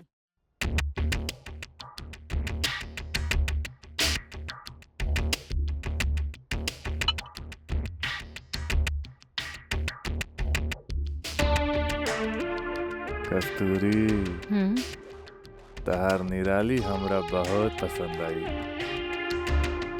पसंद तो आ गल राजा बाबू, लेकिन ओकर रेट तनिक कड़क बा। पूरा 5 लाख लेतिया। लाख 2 लाख तो हम तहरा पे ऐसे ही उड़ा दिला। तब 5 लाख कौन बड़का चीज बा? ओकरा से कह दिया हमार बियाह में अगर उ कमर तोड़ नाच करी ना, हम ओकरा सोना ना जराओ हीरा के अंगूठी देव, उहो अपना तरफ से। और बाकी के रिश्तेदार जे ओकरा पैसा दी हैं वो अलग बात। एक कस्तूरी, हीरा के अंगूठी केहू ऐसे ही ना देवेला। अच्छा, तो ऊ रवा दिलो दिमाग में इतना घुस गइल बिया। अच्छा एगो काम कर, तनी हेने लावा, हमरे तरफ से ई ला। हाँ डैडी, का बात बा? तू जहाँ बाड़ा जल्दी से चल आवा। ठीक बा, हम अभी आवता नहीं। बड़ा कमजोर पर और ये नामुराद इश्क ऐसे उतारा के जाम लहले बगैर चल देनी। हाँ कस्तूरी भाई, डैडी के कुछ जरूरी काम आ गइल बा, से जाए के पड़ी। ठीक बा, अब डैडी के फोन आइल ह, तेमे हम का बोली। चला तनी, बाय।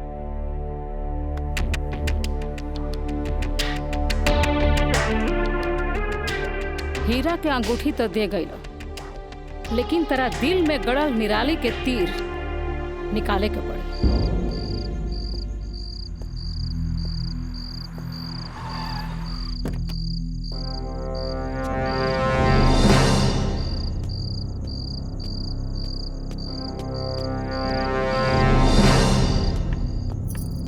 क्या बात बा डैडी, इतना अर्जेंट में क्या बोले नहीं हमरा के? राजा, हाई हम का देखा तानी? कौन लेखी बिया काजल? अपना मुंह में करखा लगावे खातिर ओकरा से बियाह कर लेला और फिर ओकरा वही छोड़ के भागीला। अब वो अपना हक मांगतिया। बाबूजी, हम ऐसा कौनो लड़की के नहीं जानत। ए माई माई माई, देखा था इसको कैसे झूठा इल्जाम लगावता है हमरा ऊपर ही। राउर का दिमाग खराब हो गई बा। अरे जे हमरे लड़किया के ऊपर लांछन लगावत बानी। हमार दिमाग नहीं के खराब भाई, हाई देखा, हाई कोर्ट से नोटिस आइल बा। भगवाने बचावा घर के, लागत कि जगदम्बिका पाल के नाक कटिए के रही।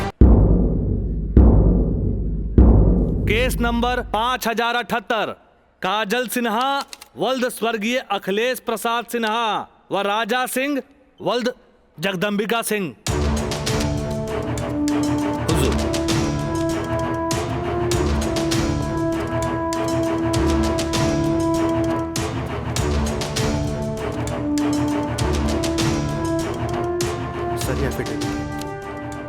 केकर? गवाहन के। अच्छा ठीक है, चल बेटा। मिलॉर्ड, असल में ये एक अमीर आदमी के प्रताड़ित करे वाला केस है। साथ में पढ़े वाला 2 बालिग दोस्त के आपन मर्जी से हम बिस्तर होए के केस है। I object milord. हमार फाजिल दोस्त एकदम बेकार का बात कर रहल बड़न। सच्चाई तो यही है कि हमार मुवक्किल काजल का बिया राजा के साथे बाकायदा मंदिर में भैल रहे, और यह 2 गवाहन के एफिडेविट, एगो राजा का सबसे खास दोस्त मयंक और दूसर बियाह कराए वाला पंडित। आप देख ली। 4 साल बाद हमार फाजिल दोस्त के मुवक्किल कहाँ रहले? सच्चाई तो ई बा जज साहब कि हमार मुवक्किल राजा के शादी रोक के रुपया ऐठे के एगो षड्यंत्र बा, षड्यंत्र। शादी? कैसन शादी? अरे राजा का शादी तो पहले ही हो चुकल बा। अगर दोबारा शादी भइल ना तो तोहार मुवक्किल जेल जाई, जेल। बस जज साहब बस, हमू इनका से यही पूछा तानी कि आखिर ये किस्सा 4 साल बाद ही काहे उठावल गई, बताई? हम बतावा तानी जज साहब।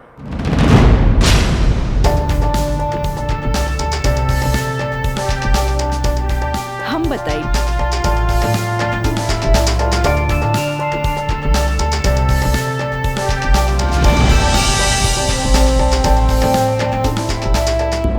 मिलॉर्ड, हम चाहे कि ये केस हम खुद लड़ी। ई रहल हमार बार ऑफ अटॉर्नी के रजिस्ट्रेशन।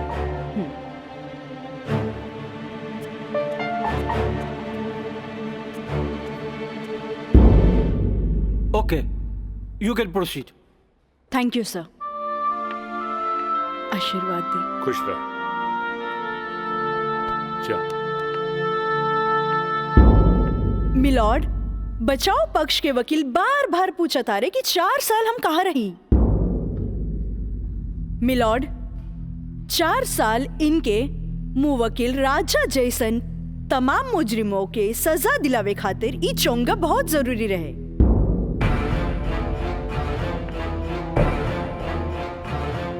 मिस्टर हैदर काज़मी साहब, अब समझ में आयल कि 4 साल हम कहाँ रही कि और डिटेल बतावे के पड़ी। तो मिलॉर्ड, हम केस के स्टडी खातिर हमरा के कुछ समय चाहिए। हाँ, कोर्ट इंस्ट्रक्ट करती है कि राजा की शादी रोक दी जाए जब तक कोर्ट का फैसला न हो जाए। बचाव पक्ष के वकील की रिक्वेस्ट पर यह कोर्ट मुअत्तिल की जाती है।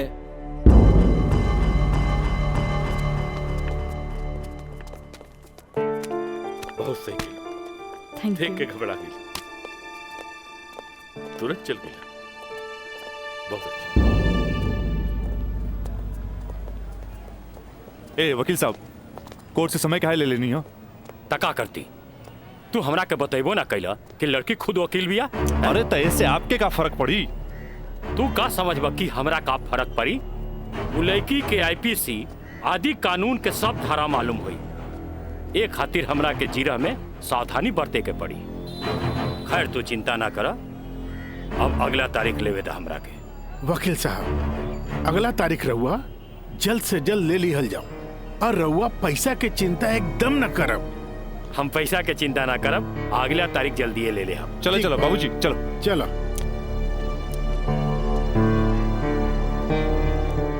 हेलो, हाँ, अब फिक्र करे के बात नहीं के। अरे तहार काम हो जाई, हम समझ गए नहीं, एकदम में समझ गए नहीं। हाँ,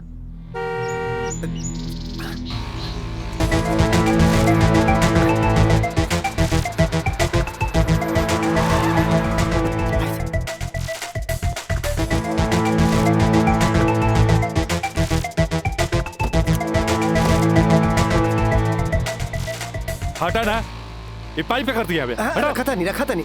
हाँ,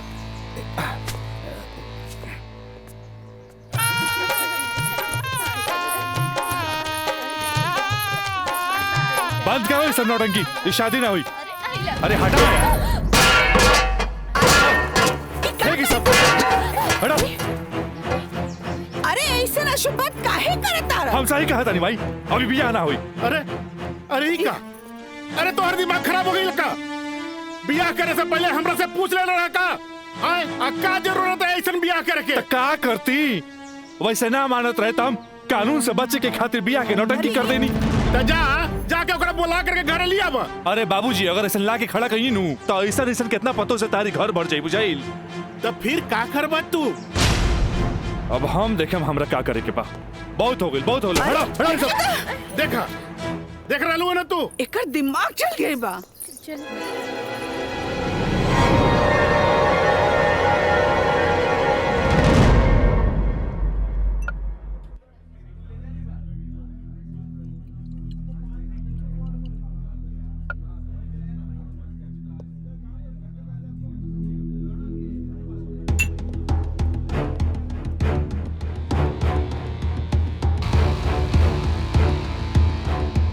बोला राज, का बात बा?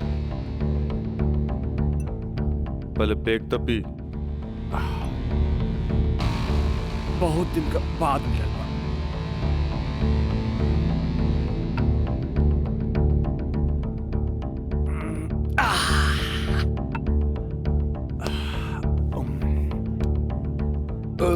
अब बतावा का बात बा? मयंक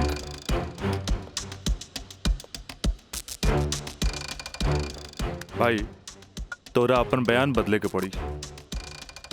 एफिडेविट के बाद भी? दोस्ती खातिर।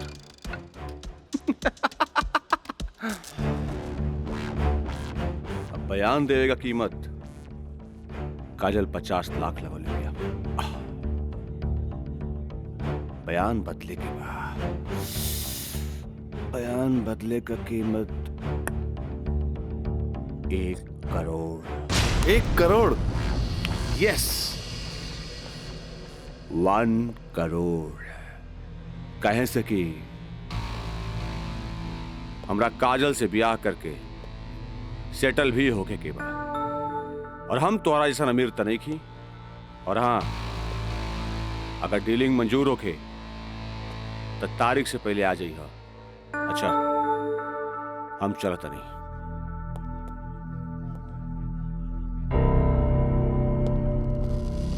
हमार बिल्ली हमरे से म्याऊं।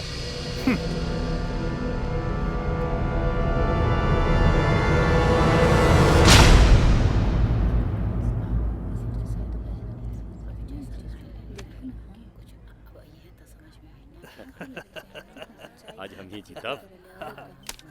केस बहुत बढ़िया बा। Order order. बचाव पक्ष अपनी बात रख सकते हैं। योर ऑनर, बचाव पक्ष के हमार मुवक्किल राजा के हम कटघरा में बुलावल चाहब। ओके यू कैन।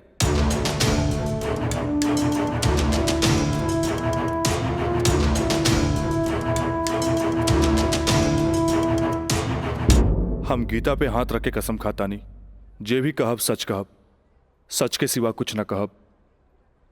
हाँ तो मिस्टर राजा, आप अपन बचाव में का कहल चाहते नहीं? जज साहब, हम ये बात माना तानी कि हम और ये काजल कॉलेज के दिन से एक दूसरा के चाहता नहीं। अपना अपना मर्जी से हम दोनों भाग के शादी भी मंदिर में कर लेनी। होटल के बिल और ही शादी के खर्चा कुछ ज्यादा हो गए रहे, यही से हमरा घर वापस आए के पड़ल। पर जज साहब, हमार इरादा बिल्कुल नेक रहे। हम सोचनी कि हम घर वापस आके अपना पिताजी से कुछ पैसा भी ले लहब और उनका के शादी के बारे में कुछ सच्चाई भी बता दे। जज साहब, हम बिल्कुल निश्चिंत रहे कि काजल के देख रेख ला वहां हमार जिगरी दोस्त मयंक तो बढ़ले बा।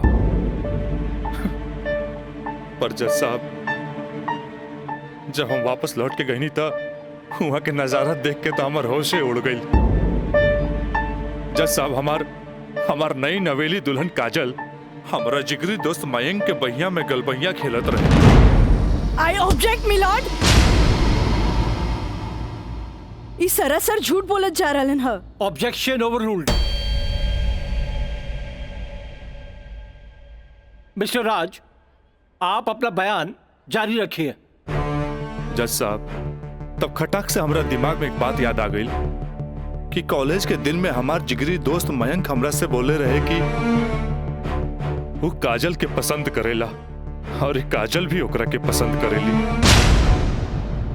पर जज साहब, हम सीधा साधा आदमी हो मेरा तेकरा देवर और भाभी के मजाक के रिश्ता समझ लेनी। लेकिन जज साहब इस सरासर झूठ बोलने जा रहल बारन। I object milord. हमार दरख्वास्त बा वकील साहिबा से कि इनका जे कुछ भी कहे के बा बुलैला पे कटघरे में आके कही है।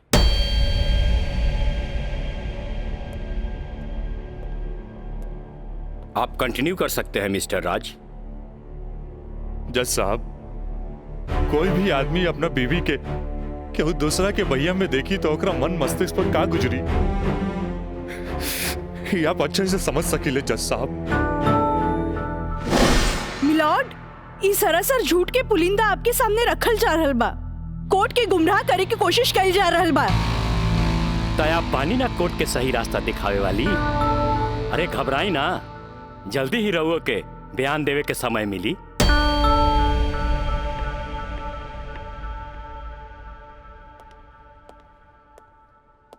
यू कंटिन्यू मिस्टर राज। जज साहब, समय के साथ साथ हम तो अपना आप के समझा लेनी और एक बुरा सपना समझ के हम सब कुछ भूल के काजल के अपनावे खातिर भी तैयार रही। हम आज भी काजल के अपन धर्म पत्नी मानी ले, अपन धर्म पत्नी मानी ले हम काजल के। That's all my Lord.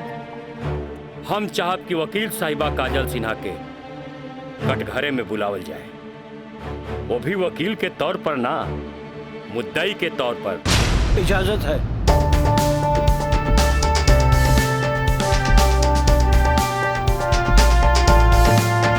जाइए आप बैठिए। हाँ तो काजल सिन्हा जी, हम चाहत कि आपन प्रेम कहानी अपने ही जुबान से बयां करी। जज साहब, ये बात सच है कि हम राज से प्रेम करे लगनी। मतलब ई कि और पहले केहू से प्रेम करत रहनी, बाद में राज से प्रेम करे लगली? जी ना, पहले हम राज से नफरत करत रही, बुझनी? अच्छा अच्छा, तो नफरत प्रेम में बदल गई? जज साहब, हम अपन मर्जी से ब्याह खातिर राजी हो गई नी और माई बाबूजी के बिना बतैले ब्याह कैनी, जे बहुत बड़ भूल रहे। ब्याह कैनी तो सुहाग रात तो मनैले होई बुना। आई बताई, मर्जी से कि बिना मर्जी से मनैले रहलू? वकील साहब, दुनिया की हर लड़की जब अपन मर्जी से ब्याहली तो उस सुहाग रात भी अपन मर्जी से ही मनावेली ना। हम ए से पूछत रही कि जब सुहाग रात मनावत रहलू तब बगल के कमरा में राज के दोस्त मयंक रहलन ना। तका भइल, मयंक के हम शुरू से देवर के तौर पे देखत रही। अरे देखत भी रही कि मानत भी रही? मानत भी रही वकील साहब, मानत भी रही। जज साहब, यहाँ तक की कहानी तो महज एक कहानी बा जे हर लड़की के जीवन में आवेला। बाकी सेक्शन 420 तो यहाँ से शुरू हो गई कि एगो पति विश्वास में लेके अपन पत्नी के देवर के संगे छोड़ के चल जाला और उहे देवर अपन भाभी के इज्जत के तार तार करे में हर मुमकिन कोशिश लगा देला। बेचारी औरत कैसे भी अपन इज्जत और जान बचा के भाग चलेली और फिर पति मिल जाला और वही कहला कि जे कुछ भी भइला ओकर नाम अब तू रेप तो ना दे सकीलू, काहे कि वो शादी के बाद भइला।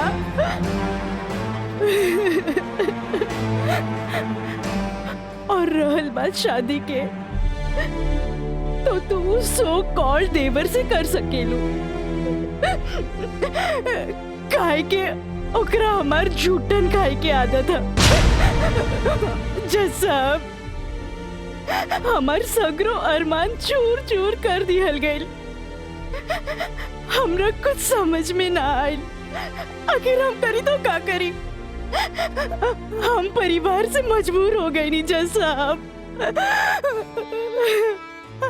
हमरा जुट्टन बना देल गए। हम जुट्टन हो गई नी। हम जुट्टन हो गई। मिलॉर्ड, अब इनका मेलोड्रामा झूठ हो या साच, इससे साफ जाहिर होला ई जूठन कहां बारी। जबकि हमार मुवक्किल मिलॉर्ड एक झूठा सपना समझ के इनका के अपनावे खातिर तैयार बा। इतना ही ना मिलॉर्ड, हमार मुवक्किल के पिताजी जगदम्बिका पाल जी एक लिखित बयान में मिलॉर्ड इनका के बहू बनावे खातिर तैयार बाड़े। इली काजल, जबकि राज, उसके परिवार और यहाँ तक कि उसके पिता भी तुम्हें एक्सेप्ट करने के लिए राजी है, फिर तुम्हें क्या प्रॉब्लम है?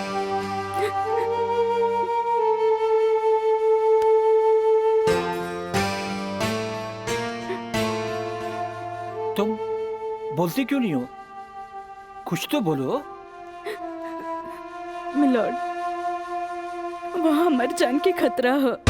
वाह मिलॉर्ड वाह, जौन परिवार के जिला जवान में रिस्पेक्ट बा, जौन परिवार पर आज तक कोनो क्रिमिनल केस नहीं थे, और वो परिवार के साथ इनकर जान के खतरा बा। Now picture is very clear milord. जज साहब, हम वकील साहब से ई पूछे के चाहतनी, जब इनकर मुवक्किल और उनकर पूरा परिवार वो लड़की के एक्सेप्ट करे के रेडी बा, तब उनकर घर में दूसर शादी की तैयारी काहे चलत रहे? हमरा त लागता कि ई लोग कानून के अंधा समझ के ओके बेवकूफ बनावे चलल बा। आज के लिए कोर्ट मुअत्तल की जाती है। The court is adjourned for further dates.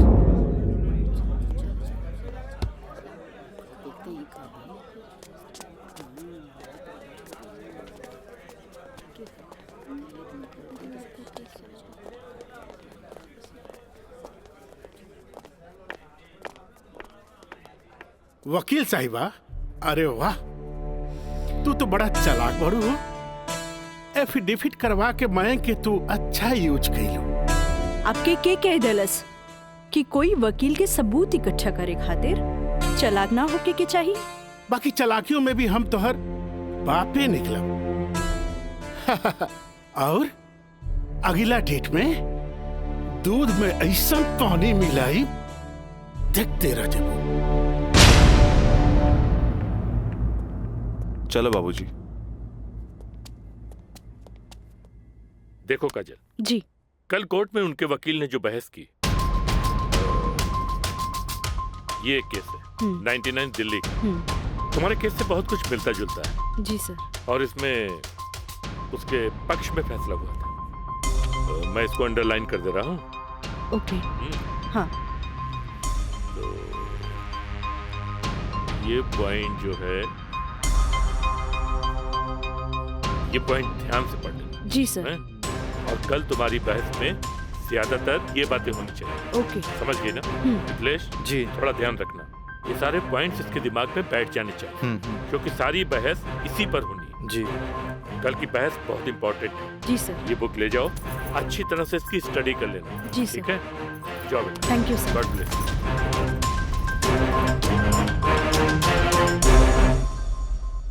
आँख कहेली कि एक नया इंसान देख ले, लेकिन दिल कहेला कि ना।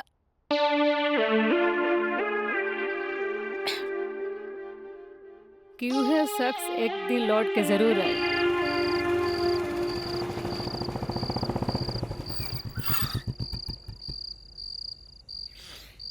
जफाव ने मारा, वफाव ने मारा।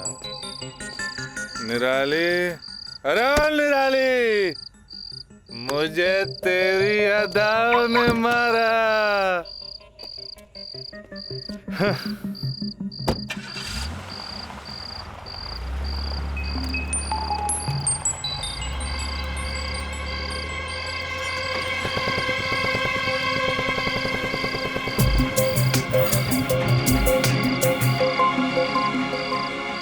यहाँ प्रोस्टिट्यूट एरिया में?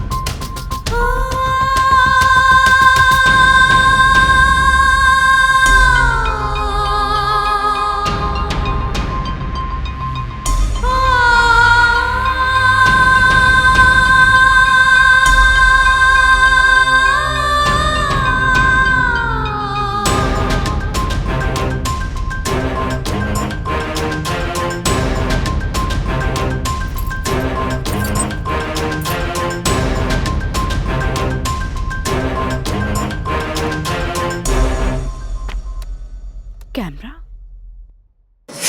अब जाए भी और जल्दी आई। ठीक बा।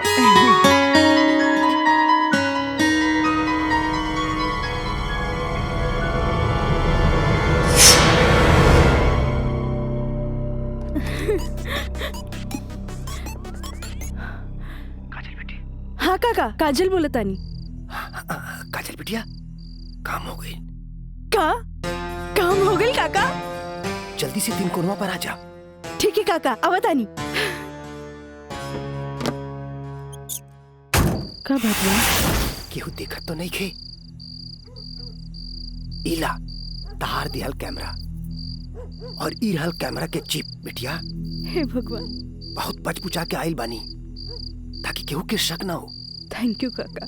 अरे रीका बिटिया, देखा बिटिया, भगवान के घर में देर होला, अंधेर नहीं खे, और भगवान तारा बहुते कामयाबी दी है।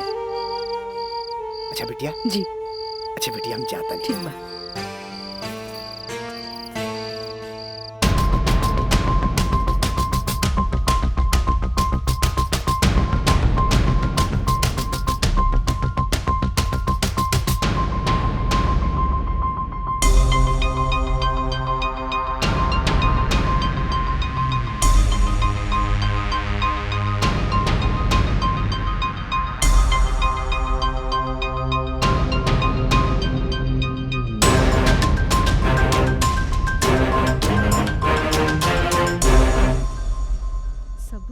दे देनी। हाँ बाकी सर आ गए।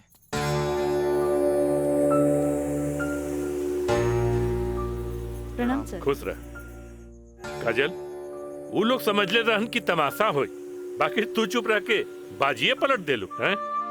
तू जौन भी सबूत हमरा के देले रहलू, हम सब स्टडी कर ले बहुत सही है। I am proud of you बेटा। Thank you sir. God bless you. Mithilesh ji, कल कोर्ट पे मिले चाहिए। ठीक बा सर। ठीक। चलो। प्रणाम सर।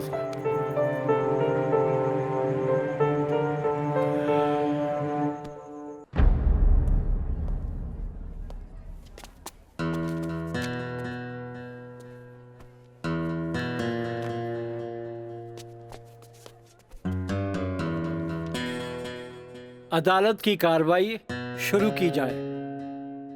जा बेटा।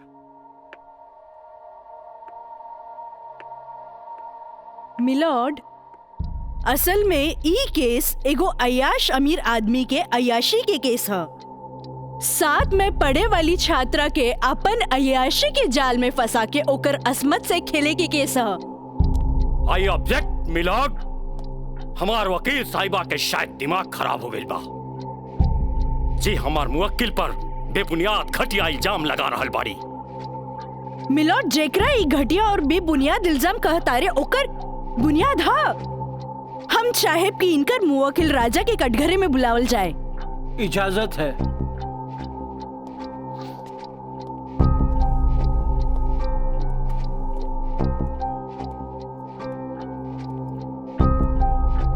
जज साहब, ई उहे आदमी है जे लड़की के चाय के कुर्बा समझेला, जेके पिया और फेंक द। इनकर अयाशी के सबूत के तौर पर हम अपन एगो गवाह पेश करे के चाहतानी। इजाजत है।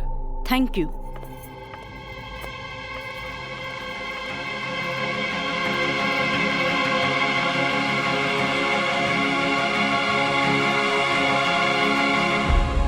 जज साहब, इस शहर के जानल मानल तवाइफ कस्तूरी बाई है। हाँ तो कस्तूरी बाई, ई जे सामने कटघरा में खड़ा बाड़न, का आप इनकरा के पहचाने ली? अरे इनकरा के कैसे न पहचाने? ई तो हमार पुराना ग्राहक राजा हवन। Good, thank you. अब जा सकेनी।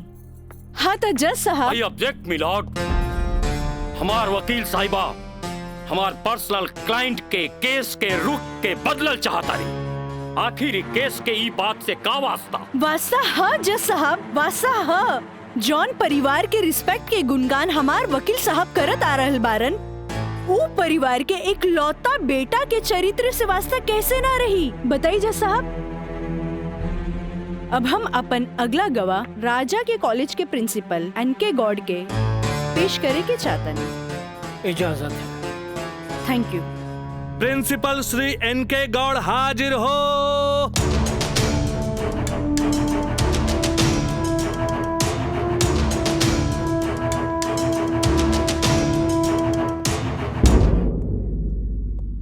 हाँ तो प्रिंसिपल साहब, आपकी कॉलेज की एक छात्रा काजल सिन्हा के साथ जब ई शख्स सरेआम छेड़खानी कैलस और जब वो आपसे रिपोर्ट करे के बाद पुलिस में जात रही, तब आप का कहनी? हम ओकरा के पुलिस में जाए से रोकनी और राज के हिदायत देनी कि आपन आदत से वो बाज आवे, काहे कि हम ना चाहत रही कि रसूखदार परिवार पर कोई आँच आवे। Thank you. नोट किया जाए मिलॉर्ड। रसूखदार सुनल गई ना जज साहब? हमार वकील साहब के हिसाब से जॉन परिवार पे एक भी क्रिमिनल केस ना हुई भी तो कैसे? खैर, अब हम सबूत के तौर पर इस रसूखदार परिवार के एक लौता बेटा के जिगरी दोस्त मिस्टर मयंक के पेश करे के चाहता नहीं। इजाजत है। गवाह मयंक हाजिर हो।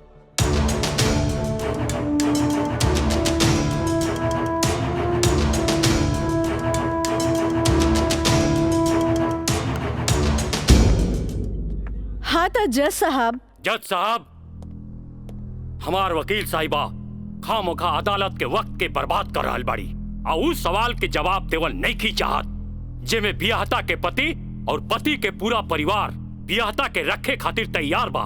तही बात में कौन जान के खतरा बा? बियाहता ई शख्स उहे आदमी बाड़न जेकर मदद से शादी जैसन पवित्र बंधन के आड़ में कानून के धोखा देवे के साजिश रचल गई, जेकर रचयिता बाड़े मिस्टर राजा और साथ देवे वाला बाड़े मिस्टर मयंक। हाँ तो मिस्टर मयंक, तू अपन जुबान से ही उस सो कॉल शादी के आंखों देखा हाल बतावा। वैसे मिलॉर्ड, सबूत के तौर पर हम अदालत में एगो वीडियो क्लिप पेश करके चाहतन। Thank you sir. Objection milord, यहाँ कोनो टीवी शो नहीं खे। अखामोखा वकील साहिबा हमनी के और अदालत के वक्त के बर्बाद कर रहल बाड़ी।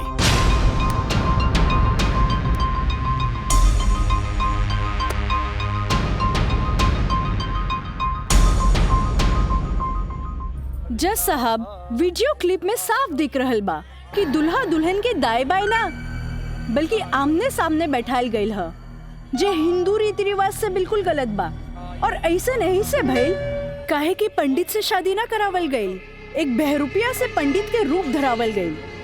आप यही क्लिप के साथ पंडित के बयान खुद से देख ली। जज साहब, हम रेलवे कर्मचारी हैं, रुपया के लालच हमरा के नकली पंडित बने पर मजबूर कर देलस।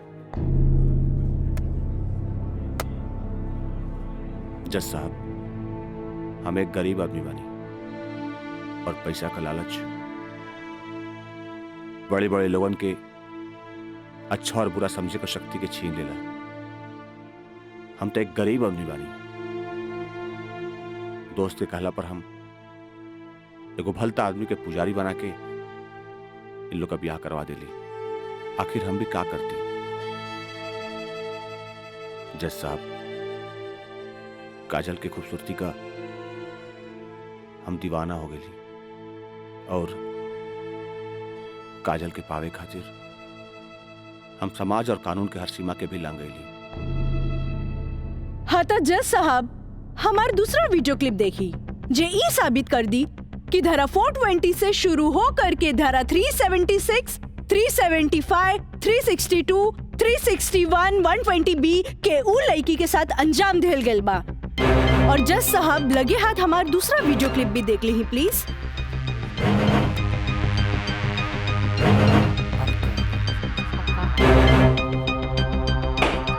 Order order. अरे हटाओ, हटाओ, हटाओ। हम सही कहा था नहीं भाई, अभी भी आना हुई। तो क्या करती, वैसे ना मानत रहे तो हम कानून से बचे के खातिर बिया के नौटंकी कर देनी। अरे बाबूजी, अगर ऐसे ला के खड़ा गई नू तो ऐसा नहीं कितना पतों से तारी घर बढ़ जाए बुझाई।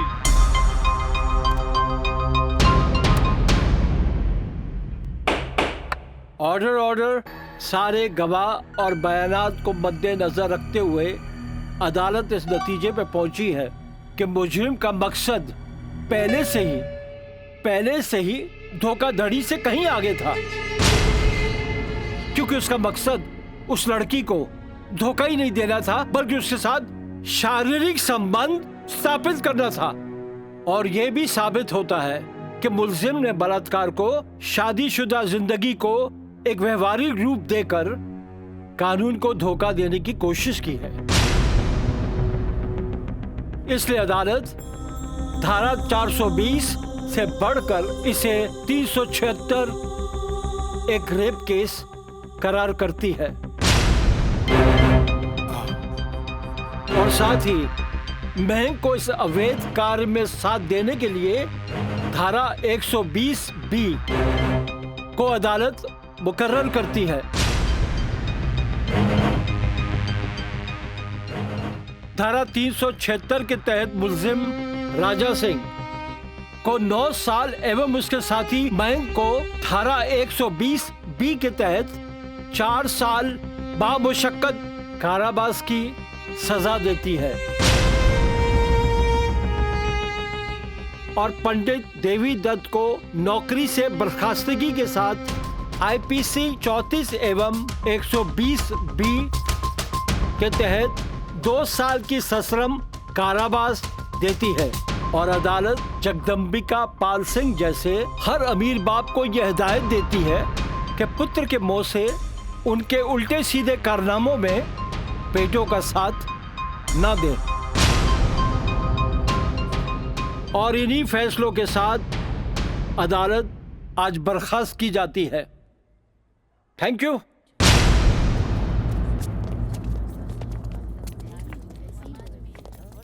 सर,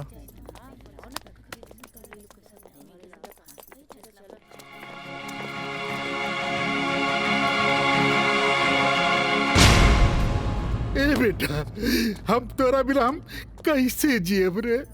ए बाबूजी, बाबूजी, हम आज बात जान गए नहीं कि झूठ कितना भी ताकतवर क्यों ना होके सच के आगे हमेशा छोट पड़ जाला। एक औरत अगर अपना आदमी के बना सकेली तो वह औरत अपना आदमी के बर्बाद भी कर सकेली। बाबूजी, हम कबो औरत जात की इज्जत ना कईनी। उनका के अपना पाव के जूती समझनी, पर हम भूल गए रहनी की जन धन दौलत पे हम इतना घमंड करे ले बाबूजी। वो तो एगो लक्ष्मी के रूप है बाबूजी। हमारी गलती माफी के लायक तो नहीं खे, पर हो सके तो हमरा के माफ कर दे। बेटा, तुम्हारी पश्चाताप के आंसू में तुहार पाप सब धुल जाई रे। चलिए इंस्पेक्टर साहब। Kajal, congratulation, I am really proud of you. Congratulation तो हमरा के बोले के चाहिए, काहे कि ई जीत हमरा लिए अकेले पॉसिबल ना रहे जे आप हमार साथ ना देती। Good, I am really proud of you Kajal. Thank you sir.